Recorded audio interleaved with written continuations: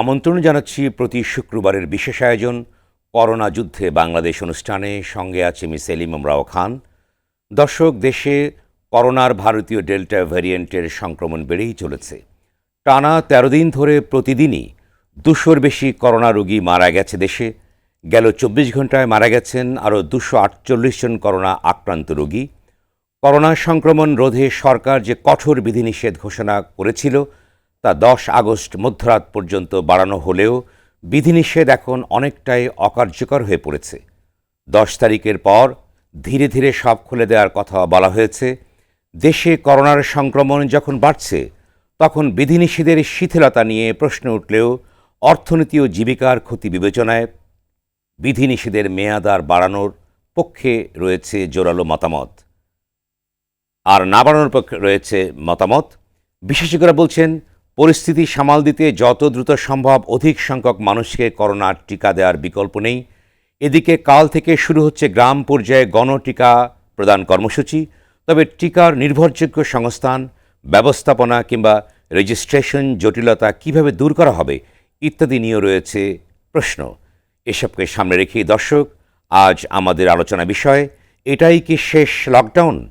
আর এ বিষয়ে আলোচনার জন্য আজ আমাদের সঙ্গে স্টুডিওতে যুক্ত আছেন সাংবাদিক শামসুদ্দিন আহমেদ এবং অনলাইনে যুক্ত আছেন বঙ্গবন্ধু শেখ মুজিব মেডিকেল বিশ্ববিদ্যালয়ের উপাচার্য অধ্যাপক ডক্টর শরফুদ্দিন আহমেদ, স্বাস্থ্য অধিদপ্তরের সাবেক পরিচালক রোগ নিয়ন্ত্রণ অধ্যাপক ডক্টর বেনজির আহমেদ, জনস্বাস্থ্য বিশেষজ্ঞ অধ্যাপক ডক্টর ASM আমানুল্লাহ ফেরদাউস, মুগদা মেডিকেল কলেজ ও হাসপাতালের অধ্যাপক ডক্টর আহমদুল কবির এবং বাংলাদেশ দোকান মালিক সমিতির সভাপতি মোহাম্মদ হেলাল উদ্দিন। প্রশ্ন করতে অথবা মতামত জানাতে ফোন করুন স্ক্রলে দেখানো নম্বরে। যাচ্ছি মূল আলোচনার বিষয় এটাই কি শেষ লকডাউন। প্রথমে আমি শুরু করতে চাই ASM আমানুল্লাহ, আপনাকে দিয়ে আমি শুরু করতে চাই। বর্তমান করোনা পরিস্থিতি, আপনি জানেন যে মৃত্যুর সংখ্যা বেড়েই চলেছে। বিশেষ করে গতকালের আগের দিন সবচেয়ে বেশি সংখ্যক মানুষ মারা গেছে করোনায়। এ নিয়ে উদ্বেগ আছে। তার ভিতরেই আবার লকডাউনকে শিথিল করার একটি পরিকল্পনা আছে ১০ তারিখ মধ্যরাত থেকে। বিষয়টিকে যদি আপনি ব্যাখ্যা করেন। ধন্যবাদ আপনাকে। আমার কাছে যেটা মনে হচ্ছে এটাই কিন্তু শেষ লকডাউন না, কারণ আপনাকে অনেকগুলো পার্সপেক্টিভ বা দৃষ্টিভঙ্গি দিয়ে আপনাকে বিচার বিশ্লেষণ করতে হবে। আমাকে যদি একটু সময় দেন আমি একটু বলি। ভারতে আপনি দেখবেন যে করোনা পরিস্থিতি অনেকটা নিয়ন্ত্রণে চলে আসছে এবং এর পিছনে প্রধানত কারণ গত এক মাসে আপনি দেখবেন যে ৫০,০০০-এর নিচে সংক্রমণ চলে আসছে সারা ভারতে, এবং ভারতের বর্ডার আস্তে আস্তে খুলে দিচ্ছে বিশ্বের জন্য। আপনি যদি অরুণাচল, বিহার, উত্তরপ্রদেশ এবং আসাম, মণিপুর এবং মেঘালয়ের দিকে একটু দৃষ্টি দেন, ইভেন পশ্চিমবঙ্গকে দেখেন, তাহলে আপনি দেখবেন সেখানে অ্যাক্টিভ কেসের পরিমাণ অনেক কমে আসছে। ৫০০ থেকে ২-৪ হাজারের ভিতরে চলে আসছে। এর পিছনে অন্ধ্রপ্রদেশ এবং মহারাষ্ট্রের অবস্থাটা একটু খারাপ।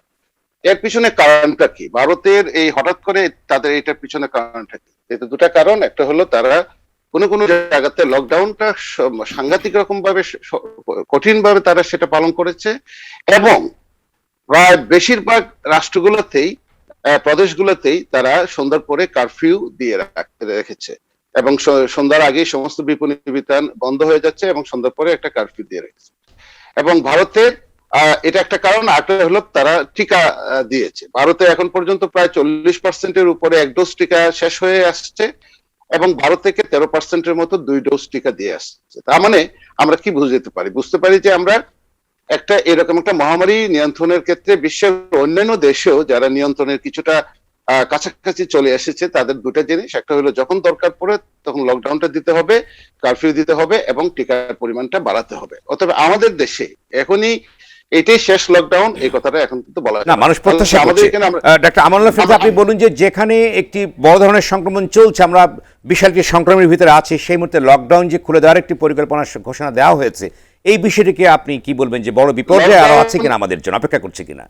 লকডাউন আপনি যদি তাত্ত্বিক দৃষ্টিভঙ্গিতে যদি দেখেন, আপনি যদি তাত্ত্বিক দৃষ্টিভঙ্গির সাথে বাস্তবতাও যদি মিলান, তাহলে এটার জন্য বিপদ আসবে।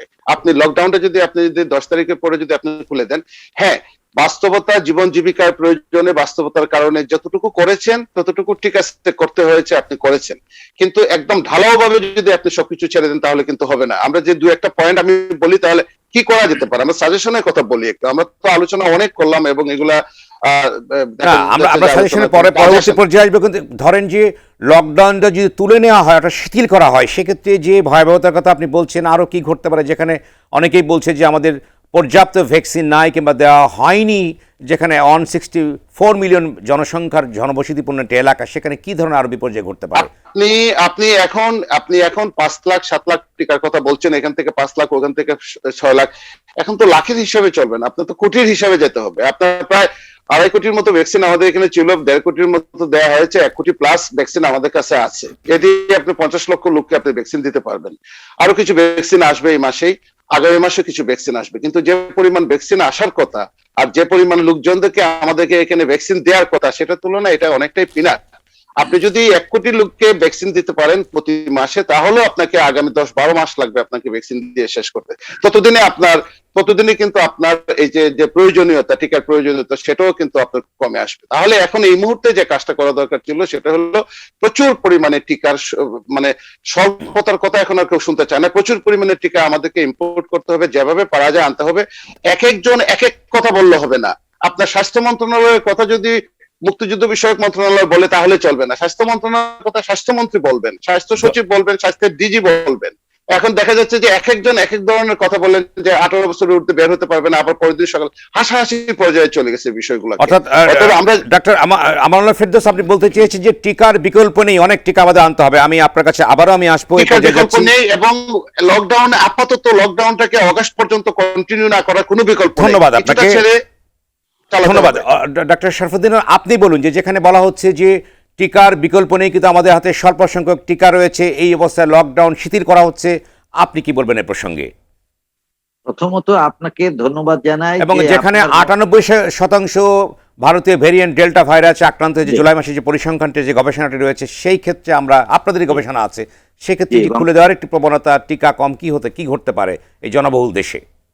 আপনাকে ধন্যবাদ জানাই। প্রথমেই বলতে চাই গ্রামের ভাষায়, আপনার মুখে শোনা পড়ুক, এটাই যেন শেষ লকডাউন হয়। কেন এই কথাটা বলতে চাই? যেন আমরা আর আক্রান্ত না হই, আক্রান্ত থেকে মুক্তি চাই, জীবন ও জীবিকার তাগিদে, এবং নিউ নর্মাল লাইফে আমরা কিভাবে ফিরে যেতে পারি। আমি মনে করি যে এই ডেল্টা ভেরিয়েন্ট যেভাবে সংক্রমিত হয়, তাতে আরো বেশ কিছুদিন লকডাউন রাখলে ভালো হতো। কিন্তু আমরা যে যাই বলি না কেন, জীবন ও জীবিকার জন্য এটা পারা সম্ভব হচ্ছে না। তাহলে কি করতে হবে? খারাপ অবস্থা থেকে মুক্তি পেতে হবে। তার রাস্তা কি? দুটো রাস্তা। একটা হলো আমাদের সবাইকে মাস্ক পরে ঘরের বাইরে বেরোতে হবে। যে কোনো কাজই করি, স্বাভাবিক জীবনেও যদি ফিরে যাই, মাস্কের কোনো বিকল্প নেই। টিকা নিলেও কিন্তু মাস্ক পরতে হবে। আপনি বলুন যে ঈদের পর থেকে যে লকডাউনটা দেওয়া হলো, সেটি কি কার্যকর করা যেত না? সেটা তো ঢিলে ঢালা হলো, কেউ পালন করলোই না। তো এখানে কি করা যেত না? এটা যদি ঢিলে ঢালা না হয়ে সঠিকভাবে পালন করা যেত, তাহলে হয়তো মৃত্যু হার 200-র উপরে উঠতো না, আরো কমে আসতো। তবে কেউ কেউ বলে, যেভাবেই হোক না কেন 1 থেকে 14, আবার 23 থেকে 5 তারিখ পর্যন্ত যদি সঠিকভাবে আমরা পালন করতে পারতাম, আমার মনে হয় যে এখন যে মৃত্যু হার হয়তো আরো একটু কমে আসতো। তবে মোটে লকডাউন না দিলে ডাবল হতে পারতো মৃত্যুর হার। এই কথাটিও কিন্তু আমাদের মনে রাখতে হবে। আমি যে কথাটি বলতে চাই, যে টিকার বিকল্প নাই। আমানুল্লাহ সাহেব ঠিকই বলেছে যে আমরা আগামী 10 তারিখের পরে সরকার যেভাবে বলেছে যে কলকারখানা আগে যেমন মাস্ক পরে স্বাস্থ্যবিধি মেনে চলেছে, সেভাবে চলবে। দোকান খুললেও যারা দোকানে থাকবে, যারা কিনতে যাবে, অবশ্যই মাস্ক থাকতে হবে। গণপরিবহন সেই আগের মতো অর্ধেক চালু করতে হবে মাস্ক সহ। তবে হোটেল রেস্তোরাঁ খুলে আর খাওয়া দাওয়া কিন্তু আপাতত করা যাবে না। বিয়ে পর্যটন বন্ধ রাখতে হবে, জনসমাগম বন্ধ রাখতে হবে। এগুলো কিন্তু মেনটেন করতে হবে, যতই লকডাউন উঠে যাক না কেন। তাহলেই আমরা হয়তো এই সংক্রমণ কিছুটা রোধ করতে পারবো। যদিও লকডাউন আরো বেশ কিছুদিন দিতে পারলে ভালো।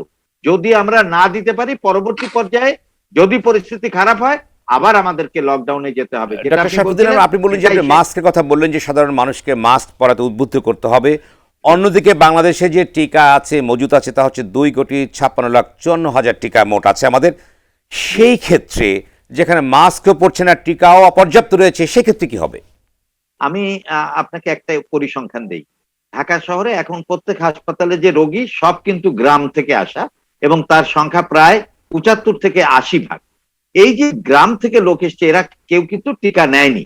সরকারের পক্ষ থেকে একটা আমি শুভ উদ্যোগ বলবো যে আগামী 14ই আগস্ট থেকে, কালকে থেকে অবশ্য প্রতি সেন্টারে 600 জন করে তারা দেবে। 3টা সেন্টারে প্রতিটা ইউনিয়নে 600 জনকে দেবে। 14ই আগস্ট থেকে গণটিকা দেবে 25 ঊর্ধ্ব নারী, প্রতিবন্ধী এবং যারা কোমরবিড তাদের। এই যে উদ্যোগটা, এটা নিয়ে ভালো হয়েছে। এই জন্য গ্রামের দিকে কিন্তু আগে ডেল্টা ভেরিয়েন্ট ছিল না, এখন প্রত্যেক ঘরে ঘরে একজন যখন আক্রান্ত হয় বাড়ির সবাই কিন্তু আক্রান্ত হচ্ছে। কারণ আগের যে করোনা ভাইরাস তাতে একজন হলে সেই অসুস্থ হতেন একজনই, আর এটা রিপ্লিকেশন এত বেশি যে এই ডেল্টা ভেরিয়েন্ট যে একজন হলে ওই বাড়ির সবাই কিন্তু আক্রান্ত হচ্ছে। আমি সেই ক্ষেত্রে বলবো যে আমাদের টিকার বিকল্প নেই। টিকা নিয়ে যে সন্দেহ, আমি মনে করি এই সন্দেহ থাকার কোনো প্রয়োজন নাই। কারণ আগামী ডিসেম্বরের মধ্যে আমরা প্রায় 10 কোটি টিকা পাবো, এতে কোনো সন্দেহ নেই। কারণ আমরা ডিসেম্বরের ভিতরে পাওয়া যাবে 10 কোটি টিকা, অর্থাৎ প্রতিশ্রুতি আছে, কিন্তু বর্তমান এই যে কয়েকটি মাস আমাদের আছে যেখানে পিকে আছে করোনা সংক্রমণ, ডেল্টা ভ্যারিয়েন্ট, সেখানে কি হবে? জীবন সেখানে কিভাবে বাঁচবে? এখন যদি আমরা এই যে টিকা যেটা আছে আমাদের এটা শুরু করব, এই মাসেই আরো 1 কোটি পাবো, তাহলে আমরা গ্রাম পর্যায়ে আগের থেকে এখন শুরু করি এবং ওখানে আমরা যদি দিতে পারি, তারপরে আমরা যে শহরে দেব না তা না, স্কুল কলেজের জন্য আমরা দিয়েছি, আমরা মেডিকেল কলেজের জন্য দিয়েছি, তাদের টিকা এদিকে হচ্ছে। আর অ্যাস্ট্রাজেনেকা অথবা আমাদের যেটা ভারতে পাওয়ার কথা 2.5 কোটি, ওটাও পাবো। আমরা সিনোফার্মের টিকা কিন্তু ইতিমধ্যে 3 কোটির একটা প্রতিশ্রুতি আছে, 7 কোটি পাবো, সেটার জন্য টাকাও দিয়েছি। আমরা হতাশ হওয়ার কিছু নাই। আমি মনে করি 10 কোটি থেকে 12 কোটি আগামী ডিসেম্বরের মধ্যে যদি পাই, মার্চের মধ্যে জনসন এন্ড জনসন যদি 7 কোটি পাই, তাতে তো ডাবল ডোজ না, এক সিঙ্গেল ডোজে 7 কোটি।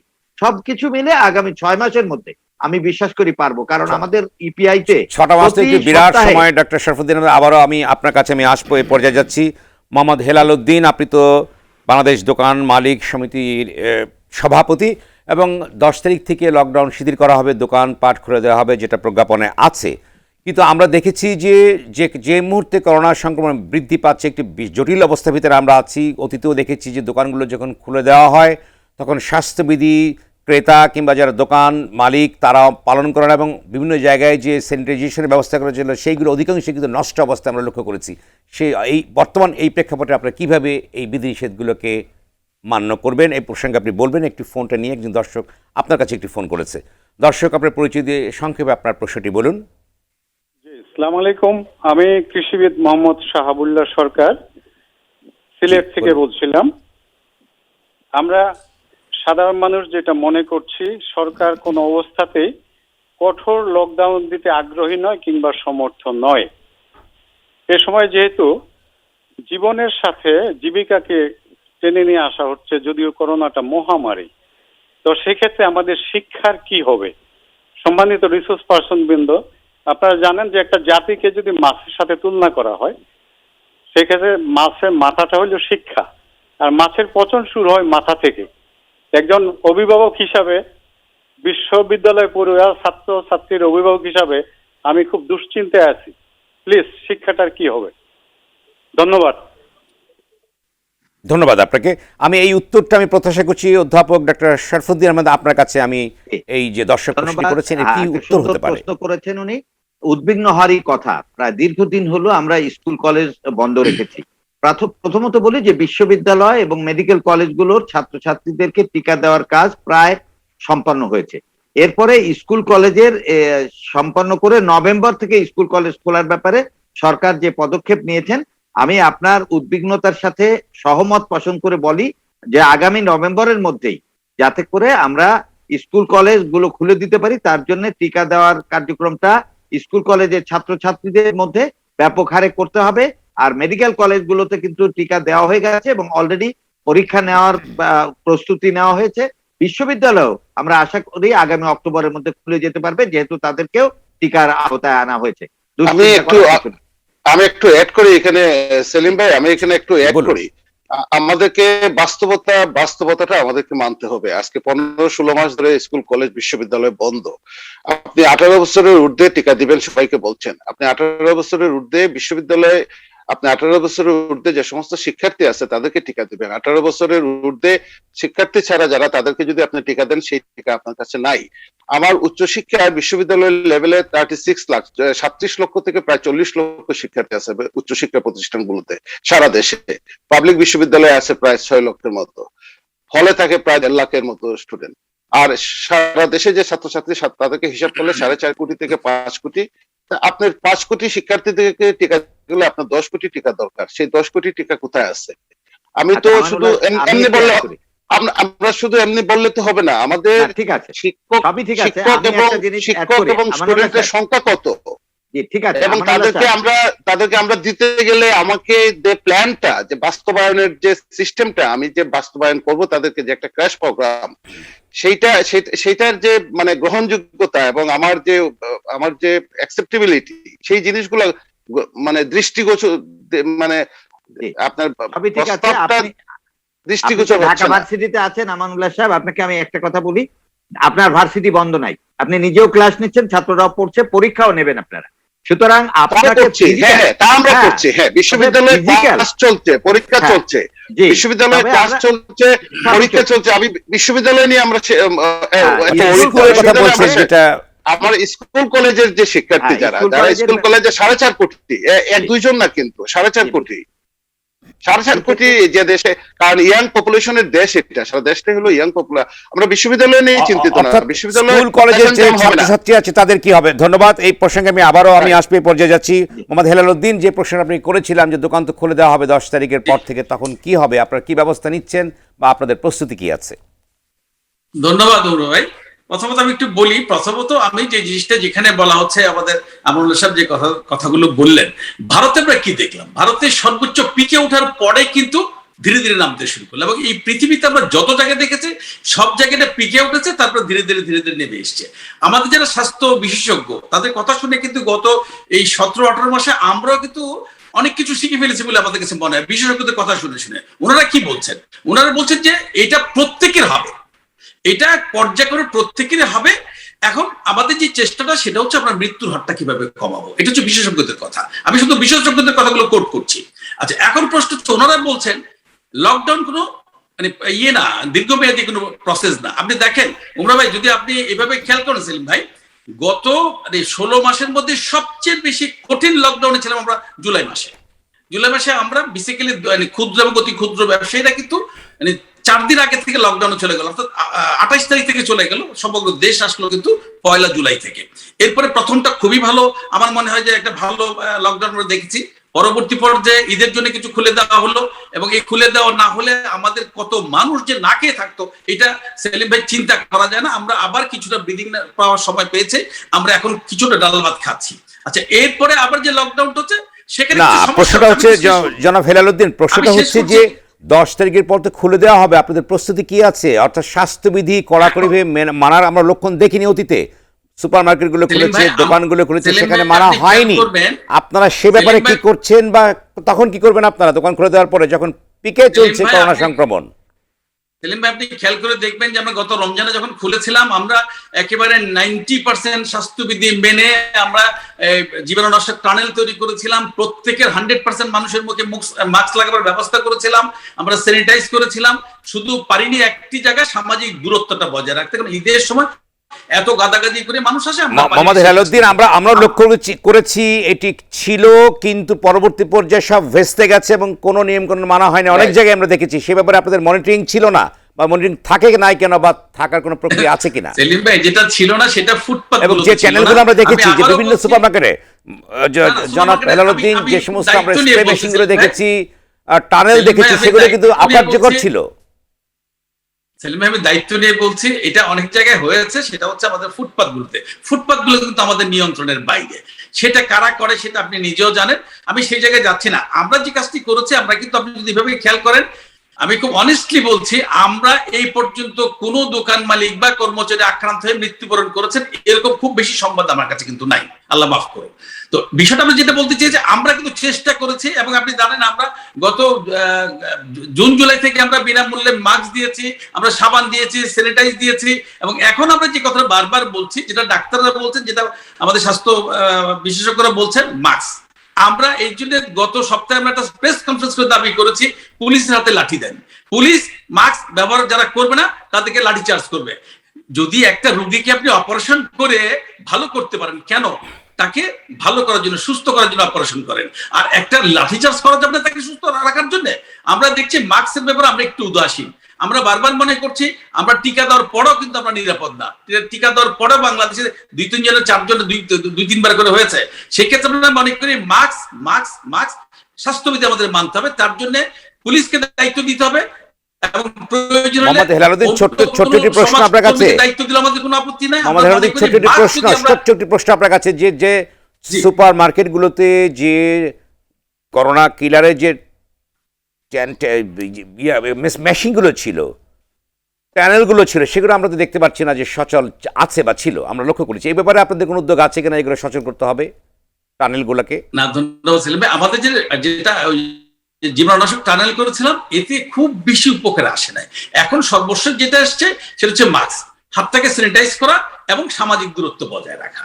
তো সেই ক্ষেত্রে আমরা কিন্তু এই 3টি কাজের মধ্যে 2টি কাজ হুবহু করতে পারছি এবং এখন 10 তারিখে পরে খুলে দিলে আমরা সামাজিক দূরত্বটা বজায় রাখতে পারবো। এখন মার্কেটে তেমন কোনো এবং আমরা এও লক্ষ্য করেছি, আপনাকে একটু প্রশ্ন করতে চাই, এই কারণে যেহেতু দোকানগুলো খুলে দেওয়া হবে, অসংখ্য লক্ষ লক্ষ দোকান আছে, আমরা দেখেছি যারা বিক্রেতা আছে, কর্মচারী আছে, তারা মাস্ক খুলে কিন্তু অর্থাৎ থুতনিতে ঝুলিয়ে রাখে এবং ক্রেতা যারা আসছে তাদেরকে সচেতনতা করার কোনো বালাই আমরা লক্ষ্য করি না। আমরা যেটা লক্ষ্য করেছি সেটা আমরা দেখেছি। একজন সাংবাদিকও আছেন শামসুদ্দিন, তিনিও বলবেন। সেক্ষেত্রে আপনাদের কোনো নির্দেশনা থাকবে কি না, অর্থাৎ এ ব্যাপারে কোনো কড়াকড়ি থাকবে কিনা, যে মুহূর্তে সংক্রমণের হার অনেক উপরে? আপনাদের পরিকল্পনা আছে কিনা? আমরা অবশ্যই মাস্ক পরার ব্যাপারে আমরা আরো অনেক বেশি সচেতন হবো। যদি কোথাও এই ধরনের ঘটনা ঘটে থাকে, আমরা কিন্তু লক্ষ্য করেছেন গত বছর কিন্তু আমরা মার্কেট বন্ধ করে দিয়েছি, পুরো মার্কেট ধরে বন্ধ করেছি, যেখানে এই জিনিসগুলো আমরা পাইনি। এগুলো কিন্তু আমরা করেছি। তবে আমরা সেলিম ভাই যে কারণে খুলতে চাই, আসলে আমাদের গত এই 1 মাসের দোকানপাট বন্ধ থাকার কারণে আমাদের মালগুলো নষ্ট হয়ে যাচ্ছে। আমি বারবার বলছি, আমার শাড়িগুলো ভাজে ভাজে নষ্ট হচ্ছে, আমার জুতোর সোলগুলো খুলে যাচ্ছে, আমার কসমেটিক্সের যে ভ্যালিডিটি টাইম থাকে সেইগুলো নষ্ট হচ্ছে, আমার চোখের সামনে কিন্তু আমার পুঁজি শেষ হয়ে যাচ্ছে। আমার লাভ লোকসানের দরকার নেই, এখন আমার পুঁজিটা রক্ষা করার জন্য আমি কিন্তু এখন দোকানটা খুলতে চাই। আর কোনো কারণ কিন্তু সেলিম ভাই আমার কাছে এই মুহূর্তে নাই। ধন্যবাদ আপনাকে। আবারও আসবো আপনার কাছে। আমি এ পর্যায়ে যাচ্ছি অধ্যাপক ডক্টর আহমদুল কবির, আপনার কাছে যাচ্ছি। 10 তারিখে তো শিথিল করা হবে, আমরা সকলেই জানি। আসলে একজন বিশেষজ্ঞ ডাক্তার হিসেবে বলেন যে কী ঘটতে পারে 10 তারিখের পরে। আমরা বলতে চেয়েছি যে যেখানে একটা বড় ধরনের সংক্রমণ চলছে, ডেল্টা ভ্যারিয়েন্টের দাপট চলছে, তাণ্ডব চলছে, সেক্ষেত্রে যে খুলে দেওয়ার যে একটি প্রক্রিয়া, কি ঘটতে যাচ্ছে বা কি ঘটতে পারে? আপনি খুব সুনির্দিষ্ট প্রশ্ন করেছেন। আমি সবার বক্তব্য শুনলাম। এখানে বঙ্গবন্ধু শেখ মুজিব মেডিকেল বিশ্ববিদ্যালয়ের ভিসি আছেন সর্বদিন স্যার, উনি বলেছেন, ডক্টর আমানুল্লাহ সাহেব বলার চেষ্টা করেছেন। আসলে আমরা যার যার জায়গা থেকে তো বক্তব্য দিই, বক্তব্যগুলো একটু রিয়েলিস্টিক হলে সবচেয়ে ভালো হয়। বিষয়টা হচ্ছে যে বাংলাদেশের প্রেক্ষাপটে কিন্তু আমাদেরকে কথা বলতে হবে এবং এটা নিয়ে প্রেডিক্ট করা খুবই ডিফিকাল্ট। কোভিড এমন একটা জিনিস, এটা নিয়ে যে যাই বলেছে সেটাই কিন্তু ভুল প্রমাণিত হয়েছে। সুতরাং সবগুলো জিনিস বাংলাদেশের প্রেক্ষাপটে যদি কাস্টমাইজ করে আমরা চিন্তা করি, দেখুন আমরা বারবার বলেছি যে লকডাউন কার্যকর হয়নি, এটা কিন্তু সবাই বলেছেন কার্যকর হয়নি এবং সরকার কিন্তু যথেষ্ট চেষ্টা করেছে একটা টাইট লকডাউনে যাওয়ার জন্য। কিন্তু বাস্তবতার কারণে হয়তো জনগণ সেটি তার বিভিন্ন কারণে, আর্থসামাজিক অবস্থার কারণে হোক, বিভিন্ন কারণে সেটা কিন্তু মানতে চায়নি। অনেক জায়গায় দেখেছেন আপনারা। তো তার ফলশ্রুতিতে কি হয়েছে যে অর্থনীতির ব্যাপক ক্ষতি হয়েছে, কিন্তু কার্যকর কাজটি কিন্তু হয়নি। এখনো কিন্তু লকডাউনের মধ্যেই আপনারা আছেন। সেটি কি মনে হচ্ছে ঘর থেকে বেরোলে প্রচুর গাড়ি চলছে, মানুষজন মানছে না, রাস্তায় ঘুরছে, মাস্ক পরছে না।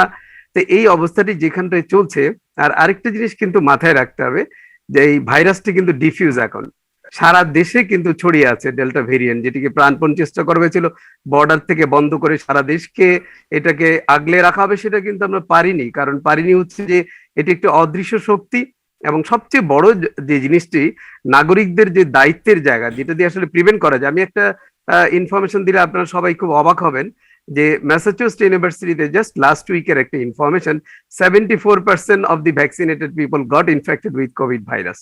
What does it indicate? Indicate যে people's responsible behavior, যে জায়গাটা আমি বলবো যে আমরা আসলে ব্যর্থ হয়েছি। জনসাধারণকে টোটালি সম্পৃক্ত আমাদের করতে হবে। সম্পৃক্ত করে এখন পর্যন্ত যেটি আমার নাই, যেটা আমার আছে, সেটি নিয়ে আমাকে চিন্তা করতে হবে। প্রথম জিনিস হচ্ছে যে আপনি যত ধরনের কড়াকড়ি ব্যবস্থাই নেন, লকডাউন করেন, যাই কিছু করেন, আপনি কার থেকে কাকে লকডাউন করবেন? সারা দেশে যেখানটায় কোভিড সব জায়গায় ছড়িয়ে ছিটিয়ে গেছে, তা আপনি কাকে কার জায়গা থেকে লকডাউন করবেন, সেটা একটা প্রশ্ন থেকে যায়। দ্বিতীয় হচ্ছে, মানুষ যদি স্বাস্থ্যবিধি যদি মেনে না চলে, আপনি ভ্যাকসিনও যেখানে মানুষকে ডিফেন্সটা দিচ্ছে না, বরং কিছু কিছু জায়গায় ভ্যাকসিন যারা নিচ্ছে সুপার স্প্রেডার হচ্ছে বিকজ অফ দি বিহেভিয়ারাল কারণে। আমাদের সরকারকে যেটি করতে হবে, আমাদের শরফুদ্দিন স্যার বলেছেন যে মাস্কের ব্যাপারটির কথা কিন্তু উনি প্রতিবারই গুরুত্ব দিয়ে বলেছেন, বিভিন্ন জায়গায় বলছেন, আমি ওনার সঙ্গে শতভাগ একমত। মাস্ক ব্যবহারের বিষয়টি 99% হলেও চলবে না। ধরেন আমি খুব কষ্ট করি, আমি একজন চিকিৎসক হিসেবে গত 2 বছর ধরে কোভিড পেশেন্ট সরাসরি আমার চেম্বারে দেখছি। এখানে যে জিনিসটা হচ্ছে, আমরা কিন্তু প্রতিদিন রুগী দেখি, ধরেন 70-80 জন রুগী আমার চেম্বারে দেখি যারা কোভিড আক্রান্ত। আমি কিন্তু মাস্ক পরে সৃষ্টিকর্তার রহমতে 2 বছর ধরে কোভিড আক্রান্ত হইনি, যেখানে আমি সরাসরি রুগী দেখছি খুব কাছাকাছি থেকে। আপনারা যারা হয়তো এখানে কথা বলছেন তারা কিন্তু কখনোই রুগী দেখেন না, আপনাদের প্র্যাকটিক্যাল এক্সপিরিয়েন্স হচ্ছে আমাদের এক্সপিরিয়েন্স বেশি। ভ্যাকসিনের চেয়েও মাস্কটি অনেক বেশি কার্যকর। যখন একজন পেশেন্ট আসছে মাস্ক পরে, আমিও মাস্ক পরছি, তখন কিন্তু আমাদের আক্রান্তের সংখ্যা ভ্যাকসিনের চেয়েও পাওয়ারফুল। না, এটা তো আপনি বললেন যে এটি গুরুত্বের কথা বলেন, কিন্তু আমি প্রশ্নটা হচ্ছে, আমাদের যেখানে পর্যাপ্ত টিকা নাই, স্বাস্থ্যবিধি মানা হচ্ছে না, মাস্ক পরছে না, লকডাউনও কার্যকরী হচ্ছে না, আপনি বললেন সেক্ষেত্রে কি হবে? সেই ক্ষেত্রে আপনাকে একটা একটা করে আসতে হবে। আপনি প্রথম বললেন না আপনার অনেক পরিমাণে ভ্যাকসিন নেই, সেটি নিশ্চয়ই ব্যবস্থা করতে হবে প্রচুর পরিমাণ ভ্যাকসিনের। এটি আমি আপনার সঙ্গে একমত যে দ্রুততার সঙ্গে ভ্যাকসিনের আমাদের যেটুকু মজুদ রয়েছে সেটা তো দিতেই হবে। যেটি আপনারা জানেন যে কালকে থেকে ম্যাসিভ একটা ক্যাম্পেইন শুরু হচ্ছে, আর বাংলাদেশের ইপিআই হচ্ছে পৃথিবীর সবচেয়ে শক্তিশালী একটি জায়গা। আপনি জানেন যে মাননীয় প্রধানমন্ত্রী এই ভ্যাকসিনেশনের জন্য ভ্যাকসিন হিরো হয়েছেন। বাংলাদেশের ভ্যাকসিনের যে ইনফ্রাস্ট্রাকচার, আমাদের যে ইপিআই সিস্টেম, আমাদের যদি এটি কালকে থেকে যেটি শুরু হচ্ছে সেটি যদি এইভাবে ভ্যাকসিন দেওয়াটা কার্যকর হয়, তাহলে লক্ষ লক্ষ লোককে যদি আমরা এইভাবে ভ্যাকসিন দিতে পারি, তারপর যদি ভ্যাকসিনের চালানটি যদি কন্টিনিউ করা যায়, আমাকে একটা প্ল্যানে যেতে হবে। আমরা সারা মানে বছর এখানে লকডাউন করে থাকতে পারবো না, আমাকে একটা এক্সিট প্ল্যান নিতে হবে। ধরেন 1 মাস বা 1.5 মাসের একটা এক্সিট প্ল্যান নিতে হবে। সেই 1 মাসের মধ্যে আমাদের যেটি করতে হবে, ব্যাপক জনগোষ্ঠীকে ভ্যাকসিন দিতে হবে, যেটা হার্ড ইমিউনিটি হয়ে যাবে। এবং এই 1-1.5 মাসের মধ্যে আমাদের যেটি করতে হবে সেটি হচ্ছে যে যেই যেই জায়গায় অধিক সংক্রমণের ঝুঁকি থাকে সেই জায়গাগুলি অবশ্যই বন্ধ রাখতে হবে।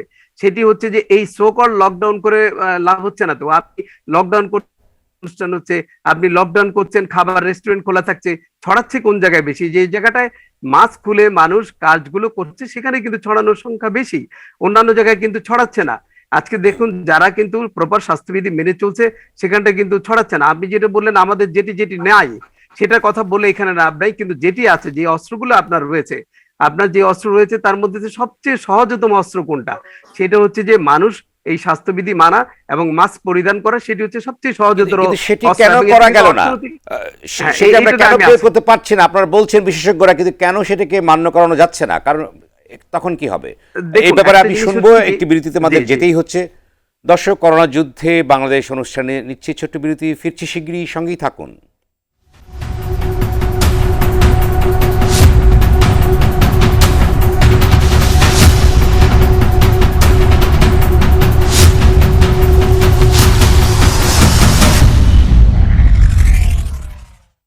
বিরতির পর আবারও স্বাগত। দেখছেন বিশেষ আলোচনা করোনা যুদ্ধে বাংলাদেশ। সঙ্গে আছে মিস সেলিম রাও খান। আলোচনা বিষয় এটাই কি শেষ লকডাউন? ফিরছে আলোচনায়। আমি শেষ করতে চাই ডক্টর বেনজির আহমেদ, আমি কি কি চ্যালেঞ্জ আপনি দেখছেন কালকে যে শুরু হবে গণটিকায়? কি কি চ্যালেঞ্জ আছে, আপনি কি মনে করেন? গণটিকার চ্যালেঞ্জ হলো যে আমাদের তো এটা সারা দেশ জুড়ে শুরু হচ্ছে অসংখ্য জায়গায়, তো সেই জায়গাগুলো ধরেন ঠিক করা, এটা একটা চ্যালেঞ্জ। কারণ এগুলো তো গ্রামে হবে, ওইখানে তো মানে এত ভালো জায়গা নেই, সেটা একটা ইস্যু। চ্যালেঞ্জ হতে পারে যে আমাদের ধরেন যদি নিবন্ধনটা আগে করে ফেলা যেত বাড়ি বাড়ি যে, এবং সেই অনুযায়ী ধরেন আমরা যতজনকে টিকা দিতে চাই, ধরেন 600 জন, আমরা তাদেরকে যদি আসতে বলতাম, যেটা আমাদের ইপিআই হয়ে থাকে, যে বাচ্চাদের আগে নিবন্ধন করে, এরপরে ওই বাচ্চাদের আসতে বলে, এবং তাতে করে যে বাচ্চারা বাদ পড়ে তাদেরকে পরে খুঁজে বের করা যায়। তো আমরা ইপিআই যেটা করতাম সেটাই যদি করতাম এখানেও, তাহলে বোধহয় আমরা জানতে পারতাম কে টিকা নিল না এবং তাকে আসতে বলা যেত। এইটা আমার মনে হচ্ছে একটু সমস্যা। এবং সারা দেশ জুড়ে এই যে ধরেন এত টিকা, সব জায়গায় ঠিক মতো যাওয়া, তারপর ধরুন এখানে বিভিন্ন ভলান্টিয়ার, তাদেরকে ঠিক মতো ব্যবহার করা, যারা আসবেন মানে তাদেরকে ব্যবস্থাপনার বিষয়টি মানে মানে যে ব্যবস্থাপনার ব্যবস্থাপনার বিষয়টা মনে হচ্ছে আমার একটু চিন্তার। তবে আমাদের একটাই সুবিধা যে আসলে টিকাদানের ক্ষেত্রে আমাদের দীর্ঘদিনের যে অভিজ্ঞতা আছে, এখানে আমাদের যারা ইউএইচএফপিও আছেন এবং তার সাথে যারা আছে টিকাকর্মী, ইপিআই টেকনিশিয়ান থেকে শুরু করে এইচআই, এইচএ, তারা এগুলো দীর্ঘদিন থেকে করে অভ্যস্ত। তো সুতরাং তারা হয়তো বা এই সমস্যাগুলো কাটিয়ে উঠবে। যেটা দরকার সেটা হলো ওনাদেরকে সাপোর্ট দেয়া, এবং আমাদের জেলা মানে ন্যাশনাল পর্যায় থেকে যাতে করে ধরেন এই কথার যেন তারতম্য না হয়, যাতে করে ওনারা বিব্রত হন, আমাদের সিভিল সার্জন ইউএইচএফপিওরা। সেই জন্য আমাদের জাতীয় পর্যায়ে পরিকল্পনাটার জন্য আরো বেশি করে একটু হোমওয়ার্ক করা দরকার, যাতে করে যখন যেটা ঘোষণা দেবে সেটা থেকে যেন আবার সরে আসতে না হয়। কারণ হলো যে ওনারা তো মাঠ পর্যায়ে কাজ করেন, ওনারা জবাবদিহি করতে হয়, এক ধরনের জবাবদিহি করতে হয় তাদেরকে, এবং তারা বিব্রত হলে কাজ করা তাদের জন্য কঠিন। আমাদের স্বাস্থ্য সহকারীদের কিছু ক্ষোভ আছে, অর্থাৎ তারা একটা টেকনিক্যাল গ্রেড চেয়েছিলেন দীর্ঘদিন থেকে, সেই গ্রেডটা তারা পাননি, তার ফলে তারা কিছুটা তাদের মধ্যে একটা ক্ষোভ আছে। তারা এই মানে ক্ষোভটা নিয়েই কাজ করবেন। তো সুতরাং এটা সমাধান করা যেত। আমাদের একটা টিকা আইন আছে এখন মন্ত্রণালয়ে, যেটা এই আইনটা আসলে বাস্তবায়ন করলেই কিন্তু তারা টেকনিক্যাল গ্রেড পাওয়ার মতো সুযোগ সৃষ্টি হয়।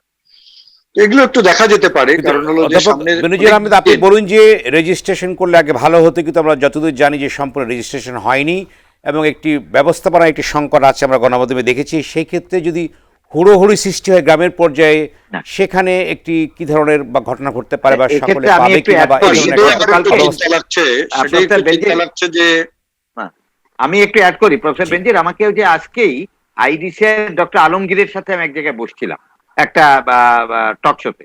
তার কাছে আমি যেটা জানতে পারলাম যে এই 600 জনের কিন্তু রেজিস্ট্রেশন লোকালি করে ফেলেছে। এই তাদের মধ্যে যারা ওই যে বিধবা ভাতা নেয়, যারা অলরেডি এনআইডি আছে যাদের, সেই সমস্ত লোক সহ 25 ঊর্ধ্ব নারী এবং প্রতিবন্ধীদের এদের কিন্তু ইতিমধ্যে করে ফেলেছে। এই 600 জন যেটা আগামীকাল হবে, এখানে কোনো কেওয়াস হওয়ার সম্ভাবনা নাই। পরবর্তী পর্যায়ে যাতে করে 14 তারিখ থেকে যখন হবে, আগে থেকেই প্রত্যেকের নিবন্ধন করে তার ব্যবস্থা কিন্তু আইডিসিআর বলেছে যে ইপিআই এর মাধ্যমে এটা তারা করছে। ইপিআই এর যারা কর্মী তাদের মাধ্যমে এটা করা শুরু করেছে। অধ্যাপক বেনজির আহমেদ, আপনি বলুন যে এই যে ব্যবস্থাপনা যে সংকটের কথা আপনি বলেন, এটিকে প্রকট হতে পারে কিনা, যেহেতু প্রস্তুতির একটি বিষয় আছে, সেটা যথাযথভাবে নেওয়ার আমাদের সম্ভব হয়নি, যারা চেষ্টা করেছেন। বিষয়টা হলো যে ধরেন আমরা যখন প্রত্যেকদিন এই টিকা দিতে এবং আরেকটি প্রশ্ন আপনার কাছে থাকবে, সেটি হচ্ছে কি টিকা নেওয়ার ব্যাপারে কিন্তু গ্রামের ভিতরে একটি কুসংস্কারও কিন্তু পাশাপাশি কাজ করছে। সেক্ষেত্রে আপনি সকলকে কিভাবে টিকার আওতায় আনবেন, সেই বিষয়ে কি সরকার কাজ করছে কিনা বা কি করা যেতে পারে, সেই প্রসঙ্গে যদি বলেন। সেখানেও একই বিষয়, যে দুটোই বলি আমি। একটা হলো প্রথম যেটা বলছিলাম সেটা আমি শেষ করি। সেটা হচ্ছে যে আমরা যদি এই নিবন্ধনটা আগে থেকে না করি এবং তালিকাটা যদি আমাদের হাতে না থাকে, তাহলে ধরেন কেউ মিস গুলে তাকে আমরা হয়তো খুঁজে পাবো না। এবং আমাদের প্রত্যেক এলাকায় যে আমরা 80% ধরেন চাই টিকা যাতে হয়, সেটা নিশ্চিত করার জন্য আমাদের দরকার যে একটা এলাকায় যেন লোক বেশি বাদ না যায়। এবং এইটা যদি ধরেন একটু লোকজন এসে বসে থাকে, এখানে রোদ, ওখানে তাদের বসার ব্যবস্থা, এগুলো যদি ঠিক মতো না থাকে, সেইটা অনেক সময় গ্রামে হয়তো এটা নিয়ে একটা ক্ষোভ তৈরি হতে পারে এবং সেইটা নেগেটিভ ইম্প্যাক্ট ফেলতে পারে পরে যারা টিকা নিতে আসবে। তো সেই জন্য তারা যাতে স্যাটিসফাইড থাকে, তাদের বসার ব্যবস্থা, তাদের শৃঙ্খলা মতো দেয়া, যারা আগে আসবেন তারা যেন আগে টিকা পায়, এগুলো আমরা অনেক সময় একটু সমস্যা দেখি। সেইটা যদি না হয়, আপনি পরে যেটা বললেন যে তাদের যে টিকা নেওয়ার ব্যাপারে আগ্রহ, এইটা আসলে এবারে একটু কমবে দুটো তিনটা কারণে। আসলে আগে কিছু বাধা ছিল রেজিস্ট্রেশন করার বাধাটা, যে ওয়েবে যে রেজিস্ট্রেশন করা, এটা গ্রামের অশিক্ষিত লোকের পক্ষে আসলে সম্ভব ছিল না। তার ফলে অনেকে আসলে এটা চিন্তাই করেন। দ্বিতীয়ত, তাদের অনাগ্রহ ছিল, কারণ হলো যে তাদের সংক্রমণ হচ্ছিল না গ্রামে আগে, এবং আমরা জাতীয়ভাবেও অনেকেই নানাভাবে বলছিলাম যে গ্রামের লোকের এইটা হবে না, বস্তির লোকের হবে না। তো এটাও একটা ইম্প্যাক্ট ফেলেছিল, যে তারাও বিশ্বাস করতে শুরু করেছিল যে বড় বড় বিশেষজ্ঞরা এই ধরনের কথা বলছেন, সুতরাং হয়তো তাদের রোগটা হবে না।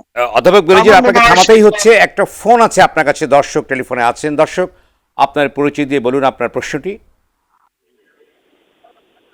হ্যালো। হ্যাঁ, হ্যালো, আসসালামু আলাইকুম। ওয়ালাইকুম আসসালাম, প্রশ্নটি বলুন। হ্যাঁ, আমার ওই বেনজির স্যারের কাছে একটা প্রশ্ন করতে যাচ্ছি যে আমাদের যে টিকা দিচ্ছে, এই টিকাটা আপনার ওই ডোজের পরিমাণটা কতটুকু? যে আমাদের একটা ভেঙে 6 জনকে দিচ্ছে, এখন ওই সিরিঞ্জের যে মিলিলিটার গুলি আছে, এটা কতটুকু মানে নেব আমরা? প্রথম ডোজ দিছি আমরা, আবার সেকেন্ড ডোজ দেব। তো এখন ওই যে বোতলে যেইটা থাকে, আমরা সিনোফার্মেরটা পেয়েছি, তো এটা প্রথম ডোজের পরে এখন দ্বিতীয় ডোজটা ওই ইটা কতটুক থাকে? যেমন টাঙ্গাইলে দেখলাম ওখানে শুধু ওষুধ ছাড়াই ঢুকিয়ে দিচ্ছে। টাঙ্গাইলে যে ঘটনাটা ঘটেছে, এই প্রসঙ্গ কিন্তু উদ্বেগের সৃষ্টি করেছে। জি, আপনার প্রশ্ন বুঝতে পেরেছি জনাব অধ্যাপক বেনজির। আপনি বলুন যে টাঙ্গাইলে ঘটনাটা কিন্তু একটু বড় ধরনের ঘটনা ঘটেছে, মারাত্মক ঘটনা ঘটেছে, যে টিকার পরিবর্তে শুধুমাত্র সিরিঞ্জ দিয়েছে তাদের দেহে, টিকা দেয়নি। এই নিয়ে একটু বড় ধরনের আসলে অনভিপ্রেত একটা ঘটনা। এটা আমাদের টিকা নির্দিষ্ট পরিমাণ আছে এবং সেই নির্দিষ্ট পরিমাণেই দিতে হবে। এইটা আসলে বিচ্ছিন্ন ঘটনা, আমি মনে করি না এটা। না, 400 লোককে দেওয়া হয়েছে, যে তদন্ত যেটা বেরিয়ে আসছে, 400 লোককে কিন্তু শুধুমাত্র সিরিঞ্জ দেওয়া হয়েছে, টিকা সেখানে দেওয়া হয়নি। এটি কিভাবে বিচ্ছিন্ন বলবেন? বা একটি জায়গাতে ঘটনা ঘটনা অন্য জায়গায় যে ঘটবে না, এর কি প্রিকশনস হতে পারে? বা এই চ্যালেঞ্জকে কিভাবে ফেস করবে যারা কর্তৃপক্ষ আছে? এই চ্যালেঞ্জকে ফেস করার জন্য সবচেয়ে গুরুত্বপূর্ণ সেটা হলো যে যারা টিকা কর্মী আছে তাদেরকে উদ্বুদ্ধ করা, এটা হলো 1 নম্বর। 2 নম্বর হলো যে সুপারভিশন মনিটরিংটা বাড়ানো। ধরুন আমাদের কয়েক লেভেলের সুপারভিশন মনিটরিং করার সুযোগ আছে। আমাদের স্বাস্থ্য পরিদর্শকরা আছেন, আমাদের ইপিআই যারা সুপারভাইজার আছেন, আমাদের মেডিকেল অফিসাররা এটা সুপারভাইজ করতে পারেন। এইরকম সুপারভিশনটা বাড়াতে হবে। সুপারভিশন বাড়ালে তাহলে ধরেন যখন এরকম কোনো সমস্যা তৈরি হতে শুরু করে, আমরা প্রাথমিক দিকেই যদি সেটা প্রতিরোধ করতে পারি, তাহলে এটা ব্যাপকভাবে হবে না। এইটা আমাদের এই জন্য আসলে আগেও আমি ইপিআই মেডিকেল অফিসার নিজেও ছিলাম, তো আমরা অনেক সুপারভিশন মনিটরিংটা তখন স্ট্রং করতাম। তো আমি আশা করব যে এবারে সেই ব্যবস্থাগুলো থাকবে আমাদের একেবারে জাতীয় পর্যায় থেকে। অধ্যাপক বেনজির আহমেদ, আমি ছোট্ট আরেকটি প্রশ্ন করতে চাই, সেটি হচ্ছে যে গ্রামে কিন্তু যে বিপর্যয় চলছে, আক্রান্তের সংখ্যা বাড়ছে, যেটি পরিসংখ্যান জনাব শরফুদ্দিন আহমেদ দিয়েছেন, কিন্তু আমরা দেখছি, লক্ষ্য করেছি যে গ্রামে কিন্তু মাস্ক মানুষ পরছে না, স্বাস্থ্যবিধি মানছে না, এবং টিকার উপরে কিন্তু একটা অহিনা একটা গ্রুপের আছে। সেক্ষেত্রে কি হবে? না, আপনি যেটা বলছেন আমি মনে করি না সেটা থাকবে। গ্রামে যখন মানুষ টিকা নিতে থাকবে, কারণটা কি জানেন? যে আমাদের টিকার ঐতিহ্য অনেক পুরনো। ধরেন আমরা টিকা শুরু করি 1.5 মাস বয়স থেকে, আমরা টিকা দিই গর্ভবতীদের। তাহলে ওরা যদি টিকা নেয়, কেননা ওরা তো তাদেরই আত্মীয় স্বজন, তারই ছেলে মেয়ে, তারই নাতি নাতনি, সুতরাং আমাদের বয়স্ক লোক যারা, তারা টিকা থেকে দূরে থাকবে না। আপনি দেখবেন, আপনি আশাবাদী যে তারাও টিকার আওতায় আসবে, তারা টিকা নিবে, আপনি বলতে চেয়েছেন। ধন্যবাদ আপনাকে। আপনার কাছে আমি আবারও আসবো। সাংবাদিক শামসুদ্দিন আহমেদ, আপনি বলুন যে যে পরিস্থিতি চলছে, আপনি তো জানেন যে দোকানপাট বন্ধ, 10 তারিখে খুলে দেওয়া হবে, আপনার অভিজ্ঞতা আছে, বিভিন্ন মার্কেট ঘরের অভিজ্ঞতা আছে, মাস্ক মানুষ পরছে না, স্বাস্থ্যবিধি মানছে না, সেই অভিযোগ আমরা জানি। কি দাঁড়াতে পারে এই প্রেক্ষাপটে যখন 10 তারিখে লকডাউন শিথিল করা হবে? কি ঘটতে পারে আপনার অভিজ্ঞতার আলোকে বলুন। ধন্যবাদ সেলিম ভাই। যেটা বলছি যে আমরা সবাই করোনা যুদ্ধে আছে, এটা সত্য যে এখন আপনি জীবন এবং জীবিকার এখানে একটা সাংঘর্ষিক বিষয়। আপনি জীবন রক্ষা করতে গেলে জীবিকার প্রবলেম হচ্ছে, জীবিকার দিকে তাকাতে গেলে জীবনের প্রবলেম হচ্ছে। তারপরে আমরা সবাই এক বাক্যে স্বীকার করবো যে জীবনটা আগে। এখন আমার কাছে মনে হচ্ছে যে শুরু থেকে যদি আমরা পর্যাপ্ত সময় পেয়েছি, 16টা মাস আমরা করোনার যুদ্ধের মধ্যে আছি। তো এই 16 মাসে আমাদের যে সমন্বয়ের দরকার ছিল সরকারের বিভিন্ন সংশ্লিষ্ট দপ্তরগুলির মধ্যে, এই সমন্বয়ের মধ্যে আমাদের অনেক ঘাটতি আমরা দেখেছি। যেমন ধরেন যে এখন আপনি লকডাউন দিলেন, এখন ক্ষুধার্ত মানুষকে আপনি কতক্ষণ আটকে রাখবেন? এখন যে মানুষটাকে আপনি লকডাউন দিয়ে বাসায় রাখছেন, এখন যে ধরেন যে চাকরিজীবী, সে মনে করে যে আমার যদি চাকরিটা না থাকে, যে লোক ভাড়া থাকে সে ভাবে যে আমি যদি টাকা ইনকাম করতে না পারি আমার পরের মাসে আমি ভাড়া কোত্থেকে দেবো। যে লোক ক্ষুদ্র দোকানদার সে ভাবে যে আমি যদি ব্যবসা না করতে পারি তাহলে আগামী মাসে আমি দোকানে ভাড়া দেবে কোত্থেকে, কর্মচারীর বেতন দেবে কোত্থেকে, বা আমি নিজে ব্যাংক লোন ঋণ পরিশোধ করবো কীভাবে। তো এই সমস্ত বিষয়গুলিকে কিন্তু আমরা শুরু থেকে সমন্বয় করিনি। এই জায়গায় আমাদের একটা বড় ঘাটতি ছিল। যেমন ধরেন যে আমি মনে করি যে যদি সরকার প্রথম থেকে আমি যে প্রসঙ্গে আসতে চেয়েছি যে 10 তারিখ থেকে শিথিল করা হবে, শিথিল করা হবে এমন একটি মুহূর্তে যখন সারা দেশে করোনার সংক্রমণ একটা তাণ্ডব চলছে, মৃত্যুর সংখ্যা প্রতিদিনই বাড়ছে। সেই ক্ষেত্রে আপনি বলুন যে সে নিয়ন্ত্রণের জায়গাটি কী হবে? একটা দিক, আরেকটা দিক হচ্ছে যে স্বাস্থ্যবিধি মানার আমরা যে খবর দেখেছি যে কেউ স্বাস্থ্যবিধি মানতে চায় না, লকডাউনও কার্যকর হয় না, আর টিকারও স্বল্পতা আছে, সেক্ষেত্রে কি ঘটতে পারে? আপনার কি আশঙ্কা কি আছে স্বাস্থ্যবিধি মানার ক্ষেত্রে? যদি আমি বলি যে এখানে এখন আমরা তো শুধুমাত্র শহর কেন্দ্রিক দেখছি বা নিউজ দেখছি, কিন্তু গ্রামের চিত্র কিন্তু ভিন্ন। মনে করেন যে আমরা এটা পুরোটা এই স্বাস্থ্যবিধি, আপনি সরকার তো কাউকে বাধ্য করতে পারে না। সরকার সে স্বাস্থ্যবিধি ঘোষণা করতে পারে, স্বাস্থ্যবিধি দিতে পারে, লকডাউন দিতে পারে, একটা টেনিউর সে ঘোষণা করতে পারে, কিন্তু প্রতিটা মানুষকে সচেতন হতে হবে। আর এখন সচেতন হওয়ার ক্ষেত্রে গ্রামে যদি আপনি যান বা দেখেন, সেক্ষেত্রে এখন আপনি আইনশৃঙ্খলা বাহিনী দিয়ে তো আপনি একটা গ্রামের মানুষকে আপনি এটা মানতে বাধ্য করাতে পারবেন না। এটার সাথে পুরো সামাজিক শক্তিগুলো, এনজিওগুলো, আপনার বিভিন্ন রাজনৈতিক শক্তিগুলোকে এখানে আপনাকে ইনভলভ করতে হবে। কারণ একটা গ্রামে ধরেন যে অনেকগুলো চা দোকান থাকে, এখন একটা চা দোকানে 10 জন 15 জন বসে একসাথে চা খাচ্ছে, গল্প করছে, এখন সেখানে তার পুলিশ নেই, সেখানে তার আনসার নাই বা বিজিবি নেই। তো সেখানে যদি আপনার একটা স্বেচ্ছাসেবক টিম থাকে সরকারের পক্ষ থেকে বা কোনো রাজনৈতিক দলের পক্ষ থেকে, সামাজিক শক্তিগুলিকে ইনভলভ না করলে আপনাদেরকে বিস্তৃতভাবে এই স্বাস্থ্যবিধি মানানো আসলে সম্ভব না। এটা অনেকটা অবাস্তব বিষয়। না, স্বাস্থ্যবিধি যদি মানানো নাই যায় সেক্ষেত্রে কি ঘটতে পারে 10 তারিখের পরে যেখানে চলছে, কি ঘটতে পারে? এটা খুবই উদ্বেগের বিষয়। গ্রামের লোকরা মাস্ক পরছে না, আমাদের অর্থাৎ ভ্যাকসিনের পরিমাণ কম আছে, সে পর্যায়ে লকডাউনও কেউ মানতে চাইছে না, আবার সবগুলো খুলে দিতে চাইছি, সেক্ষেত্রে কি হবে, কি হতে পারে? এটা আমি প্রথমত মনে করি যে সরকার যেটা বলছে যে 11 তারিখ থেকে আপনি সবকিছু সীমিত আকারে খুলে দেবেন, এটা এভাবে সরাসরি চলে যাওয়া ঠিক হয়নি। কারণ যেহেতু এমন তো না যে আমি আগামীকাল থেকে পুরো দমে প্রতিদিন টিকা দিচ্ছি, তা তো আমার তো সেই পর্যাপ্ত টিকা আমার হাতে নেই, আমার হাতে সীমিত টিকা রয়েছে।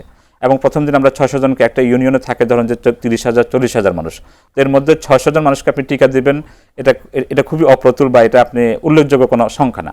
আর একটা বড় ঝুঁকির বিষয় হলো যেটা ধরেন যে এই অধ্যাপক ডাক্তার আহমদুল কবির সাহেব বলছেন, আমি নিজেও ওনার চেম্বারে গিয়েছি, মানে গত সপ্তাহে অন্তত মিনিমাম 2 দিন গিয়েছি পারিবারিক কারণে।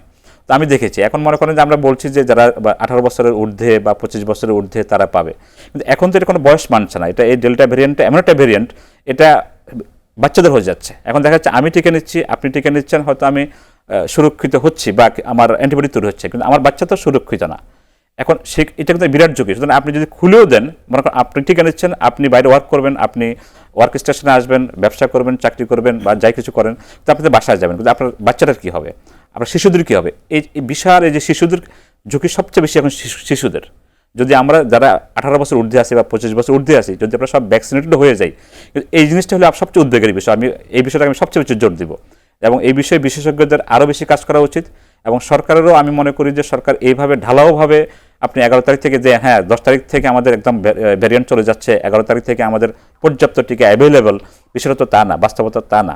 আমাদের অনেক সীমিত টিকা, অনেক আমাদের ঘাটতি আছে, আমাদের এখানে জীবিকার প্রবলেম আছে, আমাদের একটা উন্নয়নশীল দেশ। আপনি উদ্বেগ প্রকাশ করছেন যে শিশু যারা রয়েছে, এই পর্যায়ে আমি যাচ্ছি অধ্যাপক আমানুল্লাহ ফেরদৌস, আপনি বলুন যে একটি গুরুত্বপূর্ণ প্রশ্ন উত্থাপন করেছে যে যেখানে যারা জীবন জীবিকার সাথে সম্পৃক্ত তারা নিচ্ছে 18 বছরের যে নিচে যারা যে ছেলে মেয়েগুলো আছে তাদের কি হবে, তাদের কি হতে পারে, কি করতে পারে?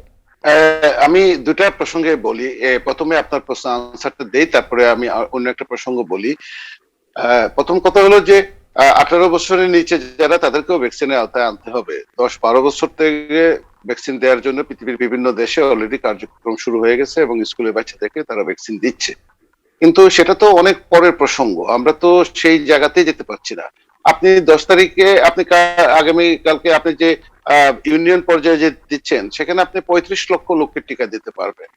আপনি এই 14 তারিখ থেকে যে আপনি সারা দেশে ক্যাম্পেইনে যাচ্ছেন সেখানে আপনার টিকা কিন্তু নাই, আপনার হাতে টিকা নাই। আপনি প্রতিদিন রেজিস্ট্রেশন করে 7 থেকে 8 লক্ষ লোক রেজিস্ট্রেশন করছে এখন। আপনি ভ্যাকসিন দিতে পারছেন 2.5 লক্ষ 3 লক্ষের মতো, তার মানে প্রতিদিন 4 লক্ষ লোক আপনার এই যে পিছনে পড়ে যাচ্ছে, ডেট পাচ্ছে না। তাহলে আপনি যদি এক মাসে যদি 1 কোটি রেজিস্ট্রেশন হয় আর আপনি যদি 60 লক্ষ লোককে পিছনে পড়ে যায় ভ্যাকসিনের অভাবে আপনি না দিতে পারেন, আমি উইথ ডিউ রেসপেক্ট আমি আমাদের আরো যারা সহ আলোচক আছেন ওনাদের সাথে আমি ডিউ রেসপেক্ট আমি একটু ডিফার করি। এই প্যান্ডেমিক ম্যানেজমেন্ট অথবা প্যান্ডেমিক কন্ট্রোল প্রিভেনশন যেটা, সেটা pandemic prevention is a science. আপনার ট্রিটমেন্ট যেমন একটা সায়েন্স, তেমনি pandemic management control is a science. আমরা শুরু থেকেই সায়েন্সটাকে আমরা ইগনোর করেছি বাংলাদেশে না শুধু পৃথিবীর অনেক দেশেই। এবং বাংলাদেশে লকডাউনে কাজ হয় না যারা বলেন তারা ঠিক বলেন না। লকডাউনটা যদি না থাকতো, এরকম একটা ভাঙাচোরা লকডাউনও যদি না থাকতো, তাহলে কিন্তু স্বাস্থ্য ব্যবস্থা ভেঙে পড়তো এবং পরিমাণ অনেক বেশি হয়ে যেত। এই জন্য আমরা সবসময় মনে করি যে কোনো কিছু না থাকাচ্ছে একটা ভাঙাচোরা লকডাউনে যদি থাকে তবুও সেটা কিন্তু আপনাকে কিছুটা নিয়ন্ত্রণের ভিতরে রাখে। আপনি এই যে প্রসঙ্গে যে বলছেন টিকার প্রসঙ্গগুলো, টিকা প্রসঙ্গে সারা বিশ্বে যারা টিকা প্রকিউর করে, যারা টিকা নিচ্ছে, তারা কিন্তু অ্যাডভান্স পেমেন্ট দিয়ে কন্ট্রাক্ট সাইন করে তারপরে তারা বলছে যে আমরা টিকা। এখন থার্ড ডোজ, বুস্টার ডোজ শুরু হয়ে গেছে পৃথিবীর বিভিন্ন দেশে, টিকা কিন্তু আবার আটকে যাচ্ছে। আমাদের একটা ধারণা ছিল টিকার অ্যাভেলেবিলিটিটা আমাদের হাতে চলে আসবে at the end of November ডিসেম্বরের দিকে, পৃথিবীর অনেক দেশে টিকা দেওয়া হয়ে যাবে, অতএব আমরা সারপ্লাস টিকা পাবো। কিন্তু সেটা হচ্ছে না। আপনার আমেরিকাতে 100 মিলিয়ন টিকার এই যে বুস্টার ডোজের জন্য তারা অলরেডি তারা অর্ডার করে বসে আছে। আমেরিকা, অস্ট্রেলিয়াতে 85 মিলিয়ন বুস্টার ডোজ, তারা পৃথিবীর অনেক দেশে বুস্টার। WHO কথা কিন্তু কেউ মানছে না। যে এই অবস্থার পরিপ্রেক্ষিতে এখন আমাদের বাস্তবতায় আমাদের কি করা উচিত? বাংলাদেশের করোনা ম্যানেজমেন্ট, করোনা পারফরমেন্স খুব বেশি একটা খারাপ যে তা না, কিন্তু আমরা যেটা ভয় পাই সেটা হলো যে যদি খারাপ হয়ে যায় তাহলে কি অবস্থাটা হবে। যেমন একটা এই যে 10 তারিখ থেকে যদি আপনি এই সমস্ত তুলে দেন লকডাউন, আমরা যেটা মনে করি যে রাতের বেলা আপনি যদি একটা ভারতে যেটা হচ্ছে এখন, রাতের বেলা আপনি যদি কারফিউ দেন তবুও আপনার কিছুটা রক্ষা। আপনি যদি দোকানপাট খুলে দেন তাহলে একটা নির্দিষ্ট সময়ের জন্য দেন। সমস্ত বিপণী বিতান খোলার এখন সময় না। এখন আপনার এই যে কসমেটিক্স গুডস এগুলোর সময় না। এটা একটা প্যান্ডেমিক টাইমের ভিতরে যাচ্ছে, যেটা 100 বছরে একবার হয়তো বা দেখা দেয়। আপনি নিত্য প্রয়োজনীয় দোকান যেগুলো আছে সেগুলো আপনি খুলে রাখতে পারেন। তাহলে তারা সার্ভাইভ করবে কিভাবে? যে প্রসঙ্গ মোহাম্মদ হেলাউদ্দিন তুলেছেন, তারা কিভাবে বাঁচবে, তাদের জীবন জীবিকা চলবে কিভাবে, বাঁচবে সেটা সমন্বয় করা যায় কিভাবে? না বাঁচবে তারা তো এখানে আমাকে নিশ্চিত করতে পারেন যে এই কাজটা করলে পরে করোনা থাকবে না, আমি সেটা করব, আপনি সেটা বলেন। হেলাল ভাই আপনাকে একটা কথা বলি, আপনি করোনা থাকবে না আপনি টিকা নিলে আর মাস্ক পরলে। টিকা নিলেও আপনার করোনা হবে, আপনি ঠিকই বলছেন, কিন্তু সেটা আপনাকে হসপিটালাইজেশন করবে না, মৃত্যু রেট কমে আসবে, আপনার বর্ডার খুলে দিবে। আপনারা 12 মাসই ব্যবসা করেন, আপনাদের হয়তো গত 2-3 মাস, এইবার 1 মাস, এর আগে 1 মাস, এর আগে 1 মাস, এভাবে আপনাদের প্রবলেমটা হয়। আমরা 270 দিন আমানুল্লাহ ভাই দোকান খুলতে পারি না, এখন দোকান না সেটা কি আবার পুঁজি নষ্ট হচ্ছে। আমি তো শেষ না সেটা ঠিক আছে, বেতন হয় না, আমাকে মাস শেষে বেতন দিতে হয় আমানুল্লাহ ভাই। যেহেতু সেই কথাটাই আমরা বলছিলাম, সেই কথাটাই আমরা বারবার বলছিলাম যে আপনার নিত্য প্রয়োজনীয় যেগুলো আছে সেগুলো তো খোলা আছেই, তারপরে নিত্য প্রয়োজনীয় জিনিসগুলো খুলে দেওয়া যেতে পারে নির্দিষ্ট সময়ের জন্য। আপনি রাত্রে 12টা পর্যন্ত যদি এরকম একটা প্যান্ডেমিক টাইমে দোকানপাট খোলা রাখার কথা বলেন, তাহলে এই দেশকে এই সমাজকে বাঁচানো যাবে না।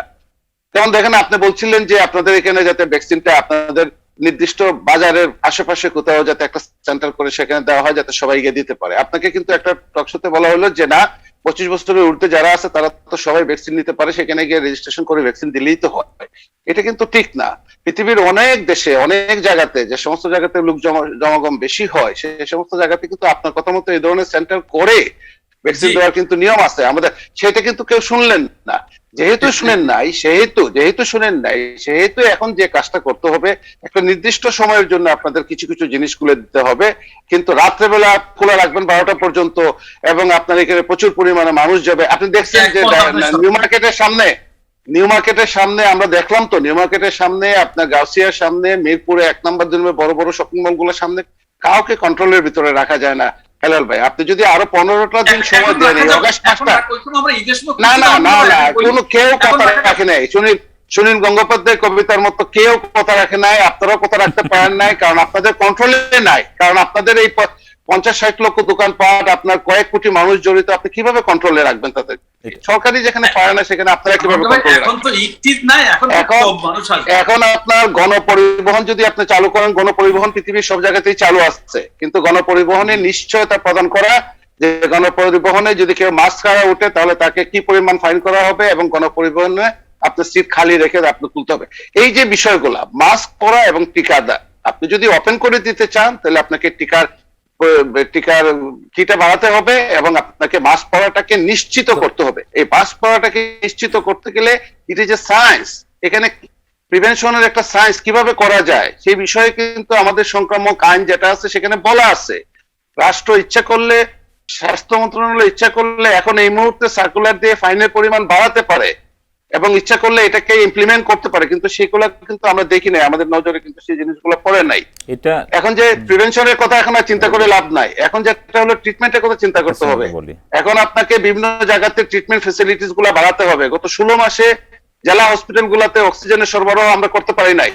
গত 16 মাসে হবিগঞ্জ জেলা হসপিটালে কিন্তু অক্সিজেন প্ল্যান্ট বসে নাই, এই বসছেই এই কাজ শুরু হয়েছে গতকালকে থেকে, যখন দেখা গেল যে লোকজন মারা যাওয়া শুরু হয়েছে, কিন্তু তখন থেকে আপনার এই জিনিসগুলো শুরু হয়েছে। তো এই কথাগুলো আমাদের র্যাপিড টেস্টের কথা, সারা পৃথিবীতে মানুষ র্যাপিড টেস্ট করছে, আমরা কিন্তু এখনো ওই পিসিআর মেশিন নিয়ে আছি। র্যাপিড টেস্ট করলে তবুও তো একটা মানুষকে অন্ততপক্ষে ইনফরমেশনটা দেওয়া যায়। আর টেস্টিং এবং অন্যান্য আইসোলেশন কথা তো বাদ দিয়ে দিলাম, আমরা তো ছেড়েই দিচ্ছি। অনেক ধরনের সংকট আছে। ধন্যবাদ আমানুল্লাহ ফেরদৌস, আবারও আসবো আপনার কাছে। একজন দর্শক টেলিফোনে আছে, ফোনটি নিয়ে দর্শক আপনার পরিচিতির সংক্ষেপে প্রশ্নটি বলুন। জি, আসসালামু আলাইকুম। ওয়ালাইকুম আসসালাম। আসসালামু আলাইকুম, আমি অ্যাডভোকেট আজম বলছি দিনাজপুর থেকে। আমার শরফুদ্দিন সাহেবের কাছে একটা প্রশ্ন, সেটা হচ্ছে যে বিভিন্ন সংবাদ মাধ্যমে দেখতে পাচ্ছি যে গর্ভবতী মায়েদের এবং দুগ্ধবতী মায়েদের টিকা প্রদান বিষয়ে বিভিন্ন রকমের খবর দিচ্ছি।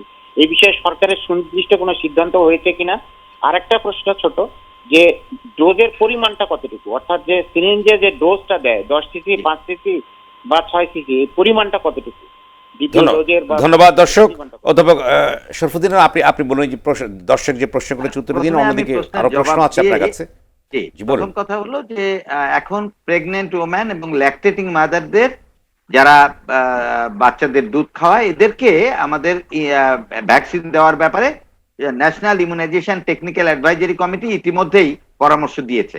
আমরা ন্যাশনাল টেকনিক্যাল অ্যাডভাইজারি কমিটি থেকেও পরামর্শ দেওয়া হয়েছে, যদি কোনো অবস্টেটিশিয়ান বলে যে ওনার কোনো রিস্ক নাই এবং উনি যদি রিস্ক বন্ডে সই করে, প্রেগনেন্ট ওম্যানদের মডার্না অ্যান্ড ফাইজার বর্তমানে দেওয়া হচ্ছে, সিনোফার্ম বা অ্যাস্ট্রাজেনেকা এখন দেওয়া হচ্ছে না। এবং গ্রামাঞ্চলে যে এখন গণটিকা দেওয়া হবে সেখানে কিন্তু প্রেগনেন্ট ওম্যানদেরকে রাখা হয় নাই। আর মেডিকেল কলেজগুলোতে বা সিটি কর্পোরেশন এরিয়ায় প্রেগনেন্ট ওম্যান এবং ল্যাকটেটিং ওম্যানদের দেওয়ার ব্যাপারে সিদ্ধান্ত হয়েছে। দ্বিতীয় যে কথাটা আপনি বলেছেন, সম্ভবত 0.5 ml প্রত্যেক সিরিঞ্জের মধ্যে দেয়। আমি এ ব্যাপারে আহমেদুল কবির বা বেনজির সাহেবের কাছে একটু সহায়তা নেব। আমি যতটুকু জানি যে 0.5 ml তারা একটা সিরিঞ্জের মধ্যে থাকে এবং সেটা তারা ইনজেক্ট করে। এবং এই যে টাঙ্গাইলের কথাটা আমরা শুনলাম যে ওখানে শুধু সিরিঞ্জ দিয়েছে, এই যে ধরনের কথা, এটা আসলে আরেকটা জিনিস মনে রাখতে হবে, ওই লোকগুলো অজ্ঞাত না, তারা কি জানে না কেন এটা করতে গেল, এটা কি অ্যান্টি ভ্যাকসিন কোনো ক্যাম্পেইন কিনা, এগুলো আমাদের একটু ভাবতে হবে। কারণ যখন টাঙ্গাইলের ঘটনার প্রেক্ষাপটেই কিন্তু এটির সন্দেহ আরো ঘনীভূত হয়েছে। জনাব শামসুদ্দিন আহমেদ, আমি এই পর্যায়ে যাচ্ছি। আহমেদুল কবির, আপনি বলুন যে টিকা নিয়ে দর্শকের যে প্রশ্নটি ছিল সেটি সম্পর্কে আপনি কি পরিমাণ ভ্যাকসিন তারা নিবে, কিংবা একটা বোতলে যে পরিমাণ ভ্যাকসিন থাকে কজন নিতে পারবে, এমন একটা ধারণা যদি আপনি দিতে পারেন। এটি হচ্ছে যেটি সর্বদিন স্যার রাইটলি বলেছেন, একটা হচ্ছে 10 ডোজের ভ্যাকসিন থাকে, যেটা ছিল আপনার অ্যাস্ট্রাজেনেকার বড় ভায়াল, সেটা থেকে। আবার ফাইজারের হচ্ছে 6 জনকে দেয়া যেতে পারে। এরকম বিভিন্ন স্ট্যান্ডার্ডে রয়েছে। সুতরাং কতটুকু ওরিড হওয়ার দরকার নেই, সবার জন্য স্ট্যান্ডার্ড ডোজ। কারণ প্রেগনেন্সি হলে ডোজের মাত্রা আরেকজনের ক্ষেত্রে কমবে না, সবার জন্য একই স্ট্যান্ডার্ড ডোজ। এখন পরের বিষয়টাতে যেটা খুব ইম্পর্টেন্ট বিষয় যেটি সরফুদ্দিন স্যারও বলছিলেন, আমি ওই জায়গাটা একটু টাচ করি, যে যেটি ঘটনা ঘটিয়েছে সেটি আসলে কিন্তু এন্টি কোনো ক্যাম্পেইন আছে কিনা সেটা অবশ্যই ইনভেস্টিগেট করে দেখা উচিত, এটাকে এত সহজভাবে দেখার সুযোগ নেই। কোনো সুযোগ নেই। আর Right. আলোচনায় আমি কি কথা বলবো না, আমি এখন আবারও যাচ্ছি ডক্টর শামসুদ্দিন আমাদের কাছে, আপনার কাছে আমি পরে আসবো। উনি বেশ কয়েকটি প্রশ্ন উত্থাপন করেছিলেন। জনাব জি। শরফুদ্দিন আহমেদ, আপনি বলুন। আচ্ছা, আর একটা বিষয় হলো যে আমরা এখন যে ওই ভদ্রলোক বলছিলেন যে আমরা টিকাটা গ্রামাঞ্চলে যেভাবে এখন প্রতি ইউনিয়নে এখন যদি 600 জনকে দিই, বাকি তো আমাদের অনেক লোক আছে, তাদের বিষয়টা আমরা কি করব? আপনাদেরকে আশ্বস্ত করতে চাই, আমি অবশ্য পজিটিভ মানুষ সেই হিসেবে বলছি যে টিকার ব্যাপারটা আমরা একটু পরেই রাখি না। টিকা আমরা যখন অ্যাভেলেবেল হবে সবাইকে দেবো, এবং বাংলাদেশে টিকা তৈরিও হবে ইনশাআল্লাহ, সে ব্যাপারেও আমরা অপেক্ষা করি। বুস্টার ডোজ আমরা দেবো কি দেবো না সেটা পরবর্তীতে দেখবো। ওয়ার্ল্ড হেলথ অর্গানাইজেশনের কথা এখন যারা উন্নত দেশ তারা শুনছে না, তারা বুস্টার ডোজ দিতে চায়। বুস্টার ডোজ একটা দেশের অনেক দেশ পাই নাই, আমরা তো তবু 4টা ভ্যাকসিন দেখতে পাচ্ছি, অনেক দেশ এখনো ভ্যাকসিনই দেখে নাই। সেই অবস্থায় বুস্টার ডোজ যারা দিচ্ছে এই বড় লোকরা, বড় লোক মানে বড় দেশগুলা, এটা মোটেই ওয়ার্ল্ড হেলথ অর্গানাইজেশন অ্যাকসেপ্ট করে না। আর আমরা একটু আগে যে আলোচনার মধ্যে ছিলাম যে আমাদের আসলে বাংলাদেশের জন্য আমাদের কি করণীয়, একটাই রাস্তা, টিকা যখন পাবো তখন দেব, তার আগে আমি অবশ্যই মাস্কের ব্যবহারটাকে নিশ্চিত করব, না হলে হ্যাঁ শাস্তি দেব, জরিমানা করব। 11 তারিখ থেকে কি আসলে লকডাউন চলে যাচ্ছে, মানে কি মাস্ক ছাড়া জনগণ রাস্তাঘাটে নেমে যাবে তা না, কিন্তু আমাদের সরকার বলেছে যে শিথিল হবে, কলকারখানা এবং দোকান খুলবে, গণপরিবহনে সেই আগের মতো অর্ধেক, রেস্টুরেন্ট খুলবে না, কথা নিশ্চয়ই এখনো বলে না যে খুলবে, রেস্টুরেন্ট খুললেই কিন্তু ছড়াবে, বিয়ে শাদিতে যাবে না, পর্যটনে যাবে না, জনসমাগম করবে না, এগুলো সব ঠিক আছে। আর ডাক্তাররা ঠিক সকালবেলা 8টায় যাবে অফিসে, 5টা পর্যন্ত অফিস করবে, তারা কিন্তু অন্যদের বলবে আপনি ঘরের বাইরে যাবেন না। আর আমরা ঘরে থাকবো না, আমরা থাকবো হাসপাতালে। তারপরে থাকবো কিভাবে? মাস্ক পরে। ওই যে একটু আগে আহমেদুল কবির বলছিল, আল্লাহ রহমতে 17 মাস ওই মাস্ক পরে রোগী দেখছি, আমরা আক্রান্ত হইনি অনেকেই। এই যে কন্ট্রোল রয়েছে, যদি সমস্ত মানুষকে ওই একটা জিনিস বুঝাতে পারি যে বাবা গ্রামে থাকো আর শহরে থাকো, মাস্ক পরে বাইরে বেরো, টিকা যদি নাও নাও তুমি ভালো থাকবা, এই একটা জিনিস আমাদের সবাইকে বুঝাইতে হবে, তাহলেই আমরা শরফুদ্দিন আহমেদ, আরেকটি প্রশ্ন আমরা আলোচনা করতে চাই যে আর যেন লকডাউন না হয়। আমাদের নানা রকম সংকট আছে, জীবন জীবিকার প্রশ্ন আছে, টানাপোড়েনের ভিতরে আমাদের সকলকে বাস্তবে, সেক্ষেত্রে আর যেন লকডাউন না হয় সেক্ষেত্রে সকল কিছু সমন্বয় কিভাবে ঘটানো যেতে পারে, যদি সংক্ষেপে বলেন আপনি। জি, আমি একটা এখানে টিকার স্বল্পতা আছে, সবকিছু আছে। জি, আমরা এখন কিন্তু একটা সামাজিক আন্দোলনে চলে যেতে হবে। ওই রাজনৈতিক, সামাজিক যে সমস্ত এনজিও সব জায়গায় আছে না, জনগণকে সম্পৃক্ত করব। আমি কমিউনিটি হেলথ কেয়ার প্রোভাইডার কি করব, আর 9 লাখ হেলথ ওয়ার্কার আছে, নির্বাচিত এমপি আছে, কমিউনিটি পুলিশ আছে। আপনি ইউনিয়ন পর্যায়ে প্রত্যেক ইউনিয়ন চেয়ারম্যানকে দায়িত্ব দেন যে আপনি সামাজিক আন্দোলন গড়ে তোলেন, সবাইকে মাস্ক পরতে বলেন। মসজিদে ইমাম সাহেব যখন মুয়াজ্জিন আজান দেবে সেই সময় মাইকে 1 মিনিট বলে নেবে মাস্ক ছাড়া কেউ ঘরের থেকে বেরোবেন না। কারো জ্বর সর্দি কাশি হলে আপনি টেস্ট করতে যান, টেস্ট করে যদি পজিটিভ হয় আইসোলেট করেন। এইভাবে আমরা যদি গ্রামে গ্রামে এই সামাজিক আন্দোলন গড়ে তুলি আর সবাই মাস্ক পরে ঘরের থেকে বেরোই, একদিন পরবো লাল, একদিন পরবো সবুজ। জনাব শরফুদ্দিন আহমেদ, আমি আরেকটা প্রশ্ন করতে চাই যে 16 মাস ধরে আপনারা বলে আসছেন, বিশেষজ্ঞরা বলে আসছেন, সকলে বলে আসছেন, এটি কেন করা গেল না? অর্থাৎ মসজিদের ইমামকে কেন অ্যাক্টিভ করা গেল না, অধিকাংশ জায়গায় সমাজপতিদের ইনভলভ করা গেল না, কেন করা যাচ্ছে না? আপনি একটু আগে আমাদের আমানুল্লাহ সাহেব একটা কথা বলছিল, যার কাজ তাকে যদি আমি করতে দিই তাহলে ভালো হয়। আসলে আমার স্কুল শিক্ষক যদি তার ছাত্রদেরকে ভলেন্টিয়ার বানিয়ে বলে ওই গ্রামের মোড়ে দাঁড়িয়ে থাকো, যদি কেউ মাস্ক না থাকে তাকে বিনামূল্যে মাস্ক দাও। বহু লোকই আছে আমার বিত্তশালী, ওই লকডাউন করে আমরা ঘরের মধ্যে যে লোকটা খেতে পায় না তাকে খাবারের ব্যবস্থা যদি করতে পারতাম, আমরা পারি নাই। ধর্ম মন্ত্রণালয় যদি বলতো ইসলামী ফাউন্ডেশনের মাধ্যমে যে ইমাম সাহেব, মুয়াজ্জিন সাহেব আপনারা এইভাবে বলেন, এই যে সমন্বয়হীনতা একটু আছেই, যে কথা আমাদের সবার কথার মধ্যে আসছে যে যার যা কাজ সঠিকভাবে আমরা করব, সমন্বয়হীনতা দূর করব, তাহলেই হয়তোবা আগামী 1 মাসের মধ্যে একটা সামাজিক আন্দোলন দেশে গড়ে তুললে করোনা থেকে মুক্ত হবে এবং সবাই মাস্ক পরব। অর্থাৎ আমাদের লকডাউনে যেতে হবে না, জীবন জীবিকা স্বাভাবিক হয়ে আসবে। ধন্যবাদ আপনাকে অধ্যাপক ডক্টর আহমেদুল কবির। আপনি বলুন যে কিভাবে আমরা এত সংকটের ভিতরেও, অর্থাৎ আমাদের লকডাউন আর না দিতে হয়, আমরা সবকিছু সমন্বয় করতে পারি, কিভাবে করা যেতে পারে? খুব কঠিন প্রশ্ন করেছেন, উত্তরটা যদিও সহজ কিন্তু ইমপ্লিমেন্ট করাটা খুব কঠিন মনে হচ্ছে। এখানে ডক্টর আমানুল্লাহ যেটা বললেন আর সরফুদ্দিন স্যার যেটা বললেন, বিষয়টা হচ্ছে এটা কিন্তু অল অর নান ল। আপনার সারফেসে যদি আপনি এরকম কোনো পলিসি থাকে যে আপনি যদি হঠাৎ করে এই মুহূর্তে খুব শিথিল হন, মানে শিথিল বলতে আপনি যদি সাডেন উইথড্র করেন সবকিছু, তাহলে কিন্তু ভয়ানক একটা পরিস্থিতি তৈরি হবে। কেসের সংখ্যা কিন্তু অনেক বেড়ে যাবে এবং আমাদের অসম্ভব প্রেশার বেড়ে যাবে চিকিৎসকদের, আমরা কিন্তু চিকিৎসা দিতে হিমশিম খাবো। যে কারণে উনিও যেটা বললেন যে কন্ট্রোল ওয়েতে আস্তে আস্তে কিন্তু প্রেশারটা রিলিজ করতে হবে। কন্ট্রোল ওয়েতে বলতে যেই যে জায়গায় বেশি সংক্রমণের ঝুঁকি আছে সেই হাই রিস্ক জোনগুলোকে এখনই কিন্তু ছাড়া কোনোভাবেই উচিত হবে না। এইটা করলে পরে আমাদের বড় ধরনের একটা ক্ষতি হবে। পাশাপাশি ব্যাকআপ হিসেবে যেটা সর্বদিন স্যার বলেন, আমি ওনার সঙ্গে সম্পূর্ণ একমত। ব্যাকআপ হিসেবে আরো তো 3-4টা দিন আছে। এই কয়েকটা দিনে যদি 10 তারিখে আমার প্ল্যান হয়, আমরা একটু সমন্বয় মানে টোটালি সবাই মিলে বসে, যে এখন তো আমাদের সবাই সবার পাশে দাঁড়াতে হবে, এখানে কেউ কারো বিরোধী নেই, একটা জায়গায় আমাদের কিন্তু ঐক্যমত্যে থাকতে হবে যে আমাদের জীবন জীবিকাও বাঁচাতে হবে, অর্থনীতিটাকেও ঠিক রাখতে হবে। তাহলে কি করতে হবে? 3-4টা পয়েন্টে আমাদের একমত হতে হবে। 1-2 নাম্বার পয়েন্ট হচ্ছে যেখানে সর্বোচ্চ সংক্রমণ হচ্ছে সেটাকে কোনো রকম ছাড় দেওয়ার কোনো সুযোগ নেই। যেমন ধরেন রেস্টুরেন্ট কোনোভাবেই খোলা যাবে না, যে যত কথাই বলুক, কারণ মাস্ক খুলে ওখানে খুলবে আর ওখানে কিন্তু সংক্রমণটা শুরু হয়ে যাবে। দ্বিতীয় বিষয়টা যেটি উনি বলেছেন, প্রোগ্রামগুলো এখন খুব জরুরি না, কমিউনিটি সেন্টার, তারপর হচ্ছে ধরেন বিচ, তারপর হচ্ছে পর্যটন কেন্দ্র, দিস ইজ নট ইম্পর্টেন্ট। আপনাকে অবশ্যই সেটা কোনোভাবেই এই মুহূর্তে খোলার চিন্তাই করা উচিত না, কারণ এখন কিন্তু সংক্রমণ ঊর্ধ্বমুখী।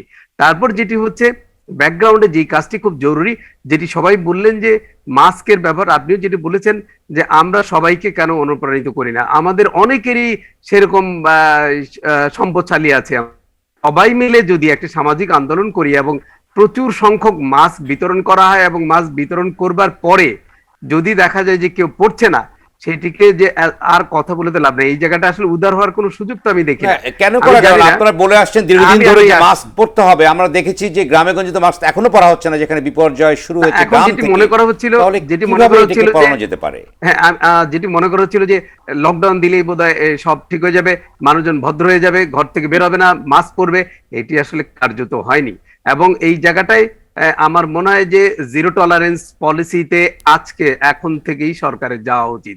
কারণ সরকার বলতে তো আমি, আপনি, আমরা সবাই, আমরা জনগণের কেও এই জায়গাটায় তাদেরও বুঝতে হবে যে আমার এই রেসপন্সিবিলিটি জায়গায় যেতে হবে। আর এটিকে করবার জন্য আমানুল্লাহ সাহেব ঠিকই বলেছেন, ফাইন প্রয়োজন হলে 3 গুণ 4 গুণ, এবং প্রয়োজন হলে তাদেরকে এখন হাসপাতালের সংখ্যা না বাড়িয়ে, আমি আরেক জায়গায় কোথায় যেন বলেছিলাম যে কিছু জেলের সংখ্যা বাড়ানো উচিত, তাদেরকে জেলখানায় ঢুকায় দেন হাসপাতালে না নিয়ে। তাদের জন্য তো আরেকজন আক্রান্ত হচ্ছে, তার ইরেসপন্সিবল বিহেভিয়ারের জন্য একজন ইনোসেন্ট মানুষ ডাইং। আমি মাস্ক পরে তো লাভ হচ্ছে না, আমার পাশের লোকজন তো সে মাস্ক পরছে না, দুইজন যদি মাস্ক আমরা পরতাম আমরা দুজনে কিন্তু বেঁচে যেতে পারতাম। আমি যদি তার জন্য এফেক্টেড হই, সে ক্রিমিনাল, তো ক্রিমিনালের তো এই সংক্রমণ আইনে বিচার করবার ব্যবস্থা আছে, তো সেই আইনে আমি কেন বিচারটি করছি না? সেই জায়গায় কেন কঠোরতা বলছেন, আইন প্রয়োগ করার কথা বলছেন, কঠোর হওয়ার জন্য বলছেন। ধন্যবাদ আপনাকে। এখানে তো হারানোর কিছু নাই। আবার আসবো মোহাম্মদ হেলাল উদ্দিন, আপনি বলুন যে যেখানে এতগুলো প্রসঙ্গ উত্থাপিত হয়েছে, যে একদিকে আপনারাই বলছেন যে জীবনও থাকতে হবে, জীবিকাও আমাদের সচল রাখতে হবে, সেই ক্ষেত্রে যে অসচেতনতা আমরা লক্ষ্য করছি সেগুলোকে কিভাবে আপনি সমন্বয় করে আমরা আবারও একটি লকডাউন আমরা আর চাই না, অর্থাৎ আপনারা যেটা প্রত্যাশা করছেন সেই প্রত্যাশা দিয়ে কিভাবে আমরা এগোতে পারি? ধন্যবাদ আপনাকে। প্রথমত যেটা করা যেতে পারে, যেটা বিশেষজ্ঞ সাহেবরা বললেন, সেটা হচ্ছে যে পর্যায়ক্রমে খুলে দেওয়া। সেটা হচ্ছে যে এরকম হতে পারে যে 10টা থেকে বিকেল 6টা পর্যন্ত দোকানপাট খোলা। মোহাম্মদ হেলাল উদ্দিন, আপনাকে থামাতেই হচ্ছে, একটা টেলিফোন আছে, টেলিফোনটা নেওয়ার পরে আপনার কাছে আমি আবার আসবো। দর্শক, আপনার পরিচিতির সংক্ষেপে প্রশ্নটি বলুন, অনেকক্ষণ ধরে অপেক্ষা করছেন দর্শক। জি বলুন, ফোনটা পড়ে গেছে। জনাব হেলাল উদ্দিন, আপনি বলুন। আমরা মনে করি যে রাতের বেলাটা আসলে একটু কড়াকড়ি থাকা দরকার। দিনের বেলা এমনি কিন্তু দেখবেন যে অনেক মানুষ ঘর থেকে বের হয় না, এটা কিছু মানুষ একেবারে পেটের দায়ে বের হচ্ছে, একেবারে যে খামখেয়ালিপনা করে বেরোচ্ছে ব্যাপারটা ওরকম না। আমাদের একটা ঘরের পরিধি হচ্ছে 10 ফিট বাই 10 ফিট, থাকে হচ্ছে ওখানে 7 জন 8 জন, যারা দিন আনে দিন খায়, তারা কতক্ষণ ঘরে বসে থাকবে? এইগুলো তাদের জন্য আসলে একটা কঠিন কাজ। এবং আপনি দেখেন, এভাবে যদি খেয়াল করেন, পৃথিবীর সবচেয়ে বেশি জনসংখ্যা হচ্ছে চায়না। সেই চায়নাতে পার স্কোয়ার মিটারে তাদের বসতি হচ্ছে 450, আর আমার দেশে হচ্ছে পার স্কোয়ার মিটারে হচ্ছে প্রায় 1250। অস্ট্রেলিয়ার সঙ্গে আবার তুলনা করে লাভ নাই, ওরা এক একটা এক এক জায়গায় থাকে। অর্থাৎ আমার এখানে লকডাউন দিলে আমাদের যেটা এইবার যেটা আমরা দেখলাম, লকডাউন আমাদের সংক্রমণ বেড়ে গেল। এবং আমি কিন্তু নিশ্চিত, আমি জানি না, আমি বিশেষজ্ঞ না, আমার যেটা মনে হচ্ছে, এবং আজকে আমি এনটিটিভি শুনেছি, ওনারা যেটা বলেছেন যে আসলে লকডাউন কোনো ক্রমেই এইটার কোনো রিমেডি হতে পারে না। হ্যাঁ, এটা সংক্রমণকে ধীরে ধীরে ছড়ায়, যেটা হচ্ছে যে যাতে ডাক্তার সাহেবেরা হসপিটালগুলো রোগী ম্যানেজ করতে পারে, এটা হচ্ছে লকডাউনের মূল কারণ। আমাদের যে অবস্থা তাতে কিন্তু মোটামুটি ডাক্তার সাহেবরা কাজ করছেন, হসপিটালগুলো কাজ করছে, একেবারে করছে না সেটা বলা যাবে না। আমার এই মুহূর্তে মনে হয় আসলে লকডাউন থেকে আমরা একটু সরে এসে দেখি, আমরা আগামী 20 দিন বা 10 দিন সরে এসে দেখি, যদি মনে হয় সংক্রমণটা কমছে তাইলে অবশ্যই আমরা সেই জায়গায় যাবো। আর যদি দেখি না ঊর্ধ্বমুখী অবশ্যই হচ্ছে, সেক্ষেত্রে আবার লকডাউন দেওয়া যেতে পারে। প্রশ্ন হচ্ছে আমাদের যেটা মনে হচ্ছে, জনাব হেলালুদ্দিন, আপনি বলুন যে যেখানে 10 তারিখে সব উন্মোচন করা হচ্ছে, খোলা হচ্ছে, শিথিল করা হচ্ছে, সেখানে আপনারা যারা অসংখ্য লক্ষ লক্ষ দোকান সারা বাংলাদেশ ব্যাপী আছে, ঢাকা শহর আছে, সেগুলোকে গণপরিবহনও চলবে, আবার সেক্ষেত্রে স্বাস্থ্যবিধি প্রয়োগের ব্যাপারে আপনাদের কি নিজস্ব কোনো উদ্যোগ থাকবে কিনা যাতে জীবনটা এবং জীবিকাটা সচল হয়? আপনাদের পরিকল্পনাটা কি আছে? বিনামূল্যে মাস্ক দিচ্ছি, এখনো বিনামূল্যে মাস্ক দিচ্ছি, আমরা 1000 লোকের দায়িত্ব দিয়েছি, আমরা 1000 লোককে নগদ টাকা দিচ্ছি, আমরা কিন্তু আমাদের ওয়েতে করছি। এবং আমি আবার আপনাকে নিশ্চিত করে বলছি, আমরা স্বাস্থ্যবিধি মেনেই দোকানপাট খুলবো এবং আমরা মানুষের বিনা পয়সা মাস্ক দিব, এটুকু আমরা করবো। কিন্তু প্রশ্ন হচ্ছে সে পড়বে কিনা, সে মাস্কটা পড়বে কিনা, এই ব্যাপারে আপনারা কি কতটুকু আশাবাদী যে সে পড়বেই? বা আমরা সেলিম ভাই, আপনি অনেককে দেখবেন মাস্ক সে রুমালের মতো ভাঁজ করে পকেটে রেখে দিচ্ছে। এখন এইটা যারা সেই ক্ষেত্রে কি করবেন আপনারা যারা দোকান খুলতে যাচ্ছেন? এটা একটা ভয়ঙ্কর বিষয়, সে রুমাল পকেট থেকে বের করে আবার সে মাস্ক লাগাচ্ছে, এইটা একটা ভয়ঙ্কর বিষয়। আসলে আমরা মাস্কের বিষয়ে আমরা মানুষকে সেভাবে সচেতন করতে পারি না। আর আইন কিন্তু নরমালি কেউ মানতে চায় না, আইন মানাইতে হয়। অতএব আমার মনে হয় আইন শৃঙ্খলা বাহিনীকে আমাদের অবশ্যই দায়িত্ব দিতে হবে। আর যেটা বলছেন যে আমরা সামাজিক আন্দোলন করব, সামাজিক আন্দোলন গত 16 মাসে কিন্তু আমরা কম করি নাই। লকডাউন থেকে শুরু করে, বিধিনিষেধ থেকে শুরু করে সবকিছু, লক্ষ লক্ষ মানুষ একবার দেশে যাচ্ছে, আবার দেশের থেকে ফেরত আসছে, এগুলো তো আমরা প্রতিদিনের দৃশ্য আমরা দেখেছি। অতএব আমাদের মধ্যে সচেতনতা বৃদ্ধির মধ্য দিয়ে কিন্তু আমরা মাস্ক পরাইতে পারবো না, আইন করে মাস্ক পরাইতে হবে। আমি মনে করি এখনো যে পুলিশের হাতে যখন লাঠি থাকবে, যেটি বলেছেন আলোচকরা, যেখানে বললেন যে আইন করে, যেটা শামসুদ্দিন বললেন, আমাদের সাংবাদিক বললেন যে আইন করে হচ্ছে না, সেক্ষেত্রে সচেতনতা বৃদ্ধির জন্য আপনাদের অর্গানাইজেশনালি কিছু করছেন কিনা, সাংগঠনিকভাবে করতে যাচ্ছেন কিনা আপনারা? আমরা 1 কোটি মাস্ক দিয়েছি এবং আগামীতে আমরা আরো 1 কোটি মাস্ক কিন্তু সমস্যা না, একটা মাস্কের দাম 3 টাকা, আমি প্রতিদিন দিতে পারি, কিন্তু পকেটে রাখা পকেটে রেখে দিচ্ছি, কিন্তু মাস্কটা পড়ছে না তারা, বিশেষ করে গ্রামে তো পড়ছে না। একজন দর্শক টেলিফোনে আছে, ফোনটি নিয়ে দর্শক আপনার পরিচিতি বলুন, আপনার প্রশ্নটি। মোহাম্মদ নজরুল ইসলাম, চারাবন, দক্ষিণকান, ঢাকা থেকে। জি বলুন। আমরা যে দক্ষিণকান, ঢাকা থেকে। জি বলুন। আমরা যে সাধারণত এই যে মাস্ক ব্যবহার করি 2 থেকে 2.5 টাকা দামের, এগুলো যে কতটুকু সুরক্ষা পাবে আপনার করোনা? এই মাস্ক, আপনি একটা মাস্ক একদিনের বেশি পরবেন না, এ আপনাকে সুরক্ষা দেবে। 2, 2.5, 3 টাকা বড় কথা না। নাক মুখ ঢেকে যদি মাস্কটা পরেন, ওই মাস্কেই কাজ হবে। নাক আর মুখ ঢাকবে। বিষয়টি হচ্ছে যে প্রশ্নে ইঙ্গিত দিয়েছেন সেটি হচ্ছে ফুটপাতে যে মাস্কগুলো পাওয়া যাচ্ছে, এটি কতখানি স্বাস্থ্যসম্মত কিংবা এগুলো প্রতিরোধক হিসেবে বিবেচিত হতে পারে কিনা, এই মানটা কি আছে, এই প্রসঙ্গে বলতে চেয়েছেন। এক্ষেত্রে সার্জিক্যাল মাস্ক, তো যে মাস্কই বাজারে ফুটপাতে যেখানেই হোক না কেন, এটা একটা সার্জিক্যাল মাস্ক। এই সার্জিক্যাল মাস্কের 3টা লেয়ার আছে। ওই লেয়ার কেউ একটা দিয়ে বানায় না বা অন্য কিছু বানায় না, যেখানে বানাচ্ছে আমাদের দেশের গার্মেন্টসই বানাচ্ছে। এবং সার্জিক্যাল মাস্ক এটা 3 লেয়ার, এইটা পরে নাক মুখ ঢাকা থাকলে এতেই কাজ হবে। তবে একটা মাস্ক আবার দ্বিতীয়বার পরবেন না, তাহলে দ্বিতীয়বার পরের দিন পরলে কিন্তু ওইটা দিয়ে আপনার আরো সংক্রমণ বাড়তে পারে, এদিকে খেয়াল রাখবেন। না, ধুয়ে পড়তে পারবে কাপড়ের মাস্ক যদি হয়। কাপড়ের মাস্ক যদি আপনারা 3 লেয়ার পরেন, এটা ধুয়ে পড়বেন। ওই জন্যই আমরা বলি যে একদিন লাল একদিন সবুজ, 2টা মাস্ক বানিয়ে নেন, ওইটা ধুয়ে একদিন একটা পরবেন, আরেকদিন আরেকটা পরবেন। ধন্যবাদ। অধ্যাপক বেনজির আহমেদ, আপনি বলুন যে আমরা গত 16 মাস ধরে আলো আধারের ভিতরে আছি, কখনো কখনো অন্ধকার আমাদের ছেয়ে ফেলছে, আবার কখনো আশার আলো আমরা দেখতে পাচ্ছি।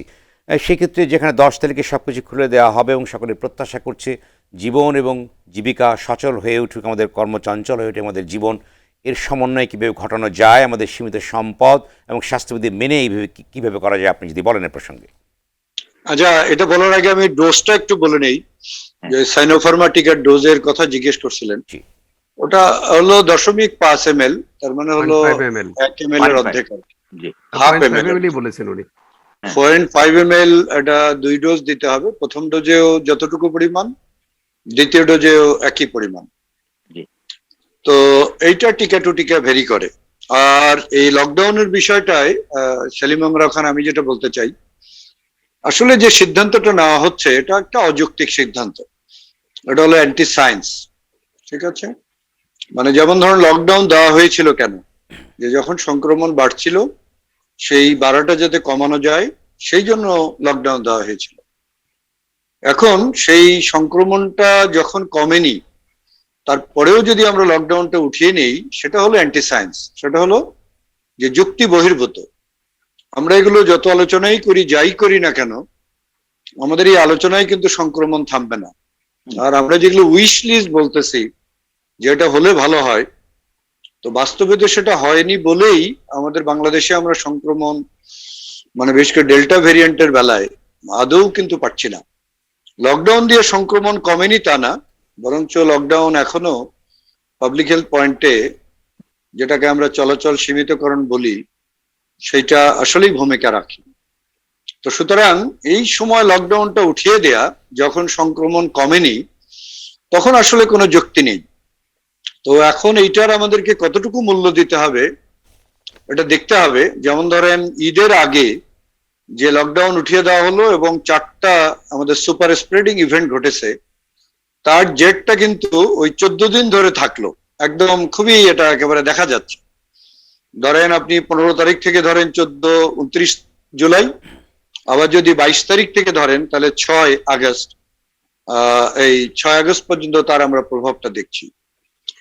সুতরাং সায়েন্স না মানার কোনো কারণ নেই, আমরা নানাজন নানা যুক্তি দেখাবো।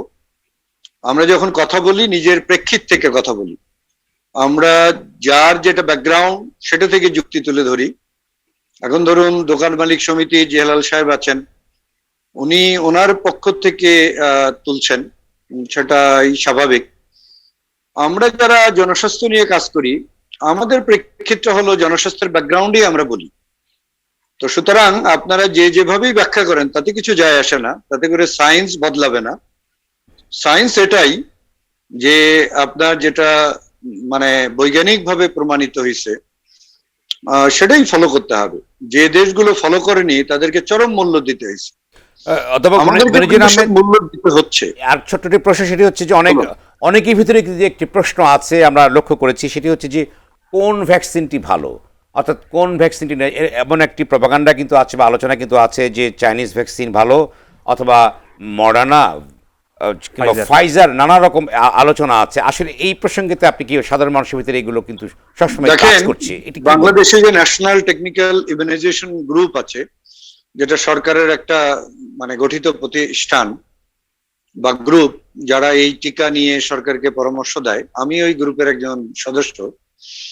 তো আমরা যে মূল্যায়ন করেছি সেটা হলো যে বিশ্ব স্বাস্থ্য সংস্থা অনুমোদিত এবং বিশ্বের যেগুলো বড় বড় অথরিটি আছে, যেমন FDA বা ইউকের অথরিটি বা ইউরোপিয়ান অথরিটি, তারা যে টিকাগুলোকে অনুমোদন করেছে, বাংলাদেশে আমরাও সেগুলোর ব্যাপারেই সরকারকে পরামর্শ দিয়েছি যে বাংলাদেশে এই টিকাগুলো দেয়া যায়, যার মধ্যে ছিল অ্যাস্ট্রাজেনেকা, তারপরে ফাইজারের টিকা আসলো, মডার্নার টিকা, সাইনোফার্মা বা আমাদের রাশিয়ান যে স্পুটনিক। এই টিকাগুলো আমাদের দৃষ্টিতে, জনস্বাস্থ্যের দৃষ্টিতে, এই টিকাগুলো সবাই সমান কার্যকর। এটা নিলেই আমাদের যে লক্ষ্য, অর্থাৎ আমাদের যে হার্ড ইমিউনিটি করার লক্ষ্য, সংক্রমণ কমানোর যে লক্ষ্য, সেইটা এটা দ্বারা সফল হবে। অর্থাৎ যে প্রচারণাটা আছে মানুষের ভিতরে, অর্থাৎ সকল টিকাই গ্রহণযোগ্য, অর্থাৎ বিশ্ব স্বাস্থ্য সংস্থা অনুমোদিত, বলতে চেয়েছেন। দ্বিধা থাকার দরকার নেই এই ব্যাপারে, আমাদের এতটুকু দ্বিধা থাকার দরকার নেই যে আমরা এই টিকা নেব বা এই টিকা নেব। এটা একমাত্র হয়তো বা কোনো দেশের যদি রিকোয়ারমেন্ট থাকে যে তাদের দেশে যেতে হলে এই টিকাটা নিতে হবে, এছাড়া আমরা জনস্বাস্থ্যের দৃষ্টিতে বলবো যে এই সম্বন্ধে কারো কোনো দ্বিধাদ্বন্দ্ব থাকার দরকার নেই। সরকার যে কয়টা টিকা বাংলাদেশে আনবে এবং আমরা যদি নাইটাগ আমাদেরকে দেয়, আমরা অনেক তত্ত্বপত্য বিশ্লেষণ করে মতামত দেই। সুতরাং আপনারা নিঃসন্দেহে যে টিকাটাই সরকার আপনাদের কাছে উপস্থাপন করছে সেটা দ্বিধাহীন চিত্তে নেবেন এবং সেটাই সুরক্ষা দেবে আপনাদের। এই টিকার কোনো একটু ভেরিয়েশন আছে, সেটা নিয়ে আমাদের বেশি চিন্তা করার দরকার নেই। আমরা বাচ্চাদের যে টিকা দিই, এই টিকাগুলো আমরা এক এক সময় এক এক টিকা আনি, তাদের কিছু ব্যত্যয় থাকে, কিন্তু আমরা কিন্তু 40 বছর হলো সেই বাচ্চাদের মাদের টিকা দিয়ে আমরা সাফল্য লাভ করে আসছি। সুতরাং এই টিকাগুলো নিলেও আমরা একই রকম সাফল্য লাভ করব। সুতরাং আমি জনসাধারণ অনুরোধ করব, আমাদের যারা দর্শক শ্রোতা আছেন আর টিভির, এই সম্বন্ধে কোনো দ্বিধা রাখবেন না, যে কোনো টিকা নিশ্চিন্তে নিতে পারে। ধন্যবাদ। সাংবাদিক শামসুদ্দিন আহমেদ, আপনি বলুন যে আমাদের যেন লকডাউন আর না দিতে হয় এমন একটি প্রত্যাশা করা হচ্ছে, যেহেতু জীবন জীবিকার প্রসঙ্গ উত্থাপিত হয়েছে।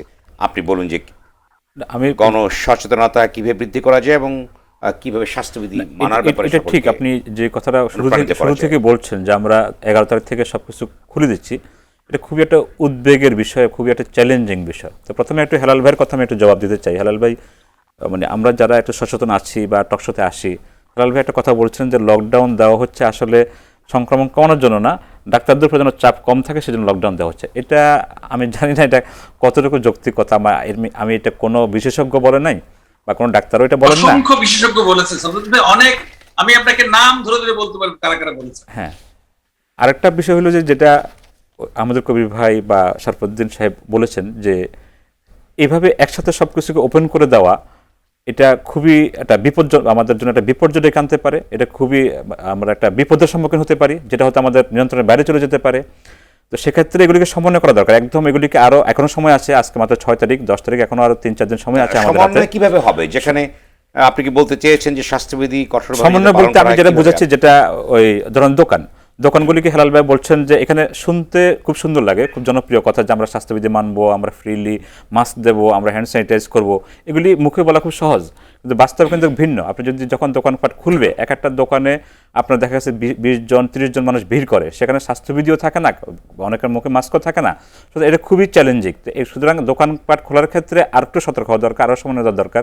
সেটা কোন ধরনের দোকান, কটা থেকে কটা খোলা থাকবে। আপনি দোকানের কথা বলছেন, সেটা সকালে বলবার চেষ্টা করেছেন, কিন্তু বাজারগুলো যে চিত্র আমরা লক্ষ্য করছি, সেখানে কিভাবে স্বাস্থ্যবিধি মান্য করানোর ব্যবস্থা করা যায় এবং সেখানে কিভাবে সম্ভব। এই কারণে বললাম যে আপনি বাজারের কথা বলেন, গ্রামের কথা বলেন, এই কারণে এখানে রাজনৈতিক, সামাজিক, এনজিও শক্তিগুলিকে ইনভলভ করার কোনো বিকল্প নাই। এখানে শুধুমাত্র আইন শৃঙ্খলা বাহিনী দিয়ে, শুধুমাত্র স্বাস্থ্যকর্মী দিয়ে আপনি এটাকে সচেতন মানুষের মধ্যে আনতে পারবেন না, স্বাস্থ্যবিধি মানাতে পারবেন না। কারণ আপনার একটা পুলিশ আমরা তো দেখি, আমরা একটা মহল্লায় থাকি, দোকানদারা করে কি আপনার অর্ধেক শাটার নামায় রাখে, পুলিশ চলে গেলে শাটার পুরোটা খোলে, পুলিশ আসলে আবার শাটার বন্ধ করে। এটা হলো বাস্তবতা। হেলাল ভাইও নিশ্চয়ই সেটা ভালো, আরো ভালো জানেন ওনার দোকানদারা কি করে। সুতরাং এখানে স্বাস্থ্যবিধির অ্যাকচুয়ালি কোনো বালাই নাই। এই কারণে আমি বলছি, এবং সেখানে একটা পুলিশের সাথে দোকানদারদের একটা লুকোচুরি খেলা হয়। সুতরাং এখানে আমি বারবারই বলছি, এখানে সামাজিক শক্তি ছাড়া, এখানে রাজনীতির শক্তিগুলোকে ছাড়া, আপনার বিভিন্ন এনজিও শক্তিগুলোকে ছাড়া আপনি এভাবে মানুষকে স্বাস্থ্যবিধি মানাতে পারবেন না। আর স্বাস্থ্যবিধি মানানোর কোনো বিকল্প নাই। আর পাশাপাশি আমি একজন সাংবাদিক হিসেবে বলবো যে এখন আমাদের হাতে যথেষ্ট সময় আছে, 4 দিন সময় আছে। আমরা সব কিছু একসাথে ওপেন করে না দিয়ে, যেহেতু আমাদের এখনো ভ্যাকসিনেশনের মতো পর্যাপ্ত টিকা আমাদের হাতে নেই, এবং এখনো পুরো সব বয়সের সব মানুষকে আমরা এটার মধ্যে আওতায় আনতে পারছি না। এবং আরেকটা বিষয় হলো যে আমাদের যে নিবন্ধনের যে প্রক্রিয়াটা, নিবন্ধন আমি মনে করি যে এটা ন্যাশনাল আইডি কার্ডের এই বিষয়টাকে নিবন্ধনের মধ্যে রাখা উচিত না। কারণ আমাদের একটা বিশাল জনগোষ্ঠী ন্যাশনাল আইডি কার্ডের আওতার বাইরে রয়ে গেছে এখন। বাট তাকে তো আপনার ভ্যাকসিন দিতে হবে, সে অশিক্ষিত হোক, ন্যাশনাল আইডি কার্ড থাক বা না থাক, দিতে হবে। এই বিষয়গুলোকে সমন্বয় করা দরকার। এবং সেই ক্ষেত্রে কেউ একটি গুরুত্বপূর্ণ প্রসঙ্গ উত্থাপন করেছেন জনাব শরফুদ্দিন আহমেদ। আপনি কি বলেন যে অনেক জনগোষ্ঠী, একটি বিশাল অংশ কিন্তু আছে যারা জাতীয় পরিচয়পত্র নেই, সেই ক্ষেত্রে কি হবে, তাদের ক্ষেত্রে কি হবে? অ্যাডভান্স আমরা যে রেজিস্ট্রেশনটা করব, সেই ক্ষেত্রে আমি মনে করি যে এনআইডি যাদের আছে তাদের তো ইজি করা যাবে, যাদের নাই অ্যাডভান্স কিন্তু তাদের রেজিস্ট্রেশন অথবা স্পট রেজিস্ট্রেশন করার একটা ব্যবস্থা করতে হলে আমরা যদিও বলি যে ইউনিয়ন চেয়ারম্যানের সার্টিফিকেট অথবা স্কুলের হেডমাস্টারের সার্টিফিকেট এই ক্ষেত্রে কিছুটা হয়তো হেল্প করবে। যারা এখনো এনআইডির আওতায় আসে নাই বা এনআইডিটাও আরো কিভাবে তাড়াতাড়ি ত্বরান্বিত করা যায়, অনেকেরই কিন্তু এখনো কিন্তু সুযোগ আছে, সেটা করব। যতদিন না আমরা করতে পারি, টিকা আমার এসে গেলে আগামী ধরেন 3 মাসের মধ্যেই আমি পেয়ে গেলাম। এনআইডি দেওয়া তো বন্ধ হয়ে আছে করোনার কারণে, কিন্তু সে অফিসগুলো কিন্তু অলরেডি বন্ধ আছে, ক্লোজড আছে, সেক্ষেত্রে কি করা যায়? সেই ক্ষেত্রে আমরা ইউনিয়নের যিনি চেয়ারম্যান আছেন তার সার্টিফিকেট, অথবা আমরা যদি স্কুলের হেডমাস্টারের সার্টিফিকেট নিয়ে যে হ্যাঁ সে এই এলাকায় কাজ করে এবং সে আমাদের ছাত্র, সে এই জায়গায় বাড়ি, এসব যদি লিখে আমরা একটা এই স্পট রেজিস্ট্রেশনের ব্যবস্থা না, করে সেটা জনাব পরবর্তীতে শরফুদ্দিন আহমেদ, আপনি বলুন যেখানে মানুষের ঠিকানার ব্যাপারে অনীহা আছে, নিতে চাচ্ছে না, সেক্ষেত্রে এত জটিলতার ভিতর দিয়ে কি মানুষ টিকা নিবে, বা আরো কি সহজতর না, কিভাবে তবে করা যেতে একটা পারে? রেজিস্ট্রেশন করার যদি না হয় তাহলে তো একটা মিসম্যানেজমেন্ট হবে।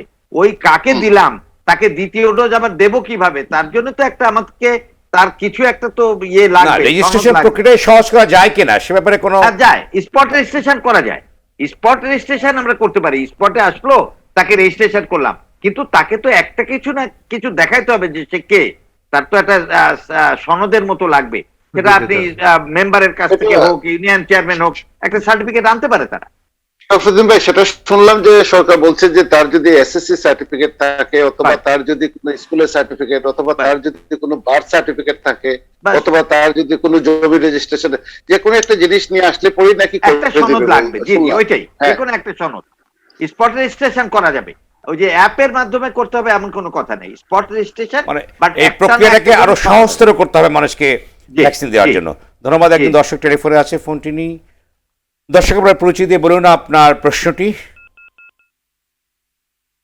ফোনটি কেটে গেছে। এ পর্যায়ে বেনজির আহমেদ, আপনার কাছে আমি আসবো, তার আগে আমি যেতে চাইছি ডাক্তার আহমেদুল কবির, আপনি বলুন যে আমরা কিভাবে এই সমন্বয় করে আবার জীবনকে সহজ করতে পারি, সচল করতে পারি, জীবিকাকে আরো সহজ করতে পারি। না, একটু আগের প্রসঙ্গটা দিয়ে যাই, যে যেটি বললেন যে যাদের এনআইডি নেই তাদের কি করে টিকা দেওয়া যাবে, সার্টিফিকেট, বিভিন্ন কথা বলা হচ্ছে। আপনি জানেন যে আমাদের এখানে কিন্তু প্রচুর পরিমাণে জনসন এন্ড জনসন টিকা আসছে, এবং এটা হলো সিঙ্গেল শট। আপনাকে লোককে আর ট্রেস করে খুঁজে বের করবার দরকার হয়তো হবে না, দ্বিতীয়বার দেওয়াটা ঝামেলা হয় কি। Yes. আমাদের হয় কি, ওই যে সিঙ্গেল শট টিকা হলে হবে কি, দ্বিতীয়বার তাকে আবার খুঁজে বের করে আবার দ্বিতীয়বার দেয়া, সে আবার টিকা কেন্দ্রে আসবে কিনা, সেই জটিলতাটা কিন্তু থেকে যায়। যে কারণে জনসন এন্ড জনসন টিকা অনেক পরিমাণে আসছে, যেটি আমরা জানি যে প্রচুর পরিমাণে সেটা। তো সেই টিকাগুলো যদি আসে, এটা কিন্তু একটা কার্যকর পদক্ষেপ হবে, ট্রেস করা এবং ফলো আপ করবার দরকার হবে না। আর আরেকটি যেটি বললেন যে এখন আমার আমি শেষ কিন্তু পর্যায়ে আছে, বারবার- আপনি একদম 5 জি। সেকেন্ডে বলুন যে আমরা কিভাবে সবকিছুকে সচল করতে পারি, জীবনকে, জীবিকাকে আবারও শেষ- স্পন্দিত করতে আমার- পারি। আমার শেষ কথা, প্রথম কথা, এবং আবারও বলি, সবচেয়ে মূল্যবান কথা হচ্ছে যে আপনি যত কিছুই করেন, ব্যাক এন্ডে আপনার মাস্ক মাস্ক অ্যান্ড মাস্ক, এবং এইটার যথাযথ প্রয়োগ, আইনি প্রয়োগ ইমপ্লিমেন্ট করা, জিরো টলারেন্সে যেতে হবে। That is my last word. ধন্যবাদ জনাব বেনজির আহমেদ, আপনার কাছে আমরা আসতে পারলাম না, আমাদের সময় শেষ হয়ে গেছে, শেষ করতেই হবে। দর্শক, আজ এ পর্যন্তই। অনুষ্ঠানটি পুনঃপ্রচার হবে সকাল 7:30। সবাই ভালো থাকুন, সুস্থ থাকুন, সঙ্গে থাকবার জন্য ধন্যবাদ।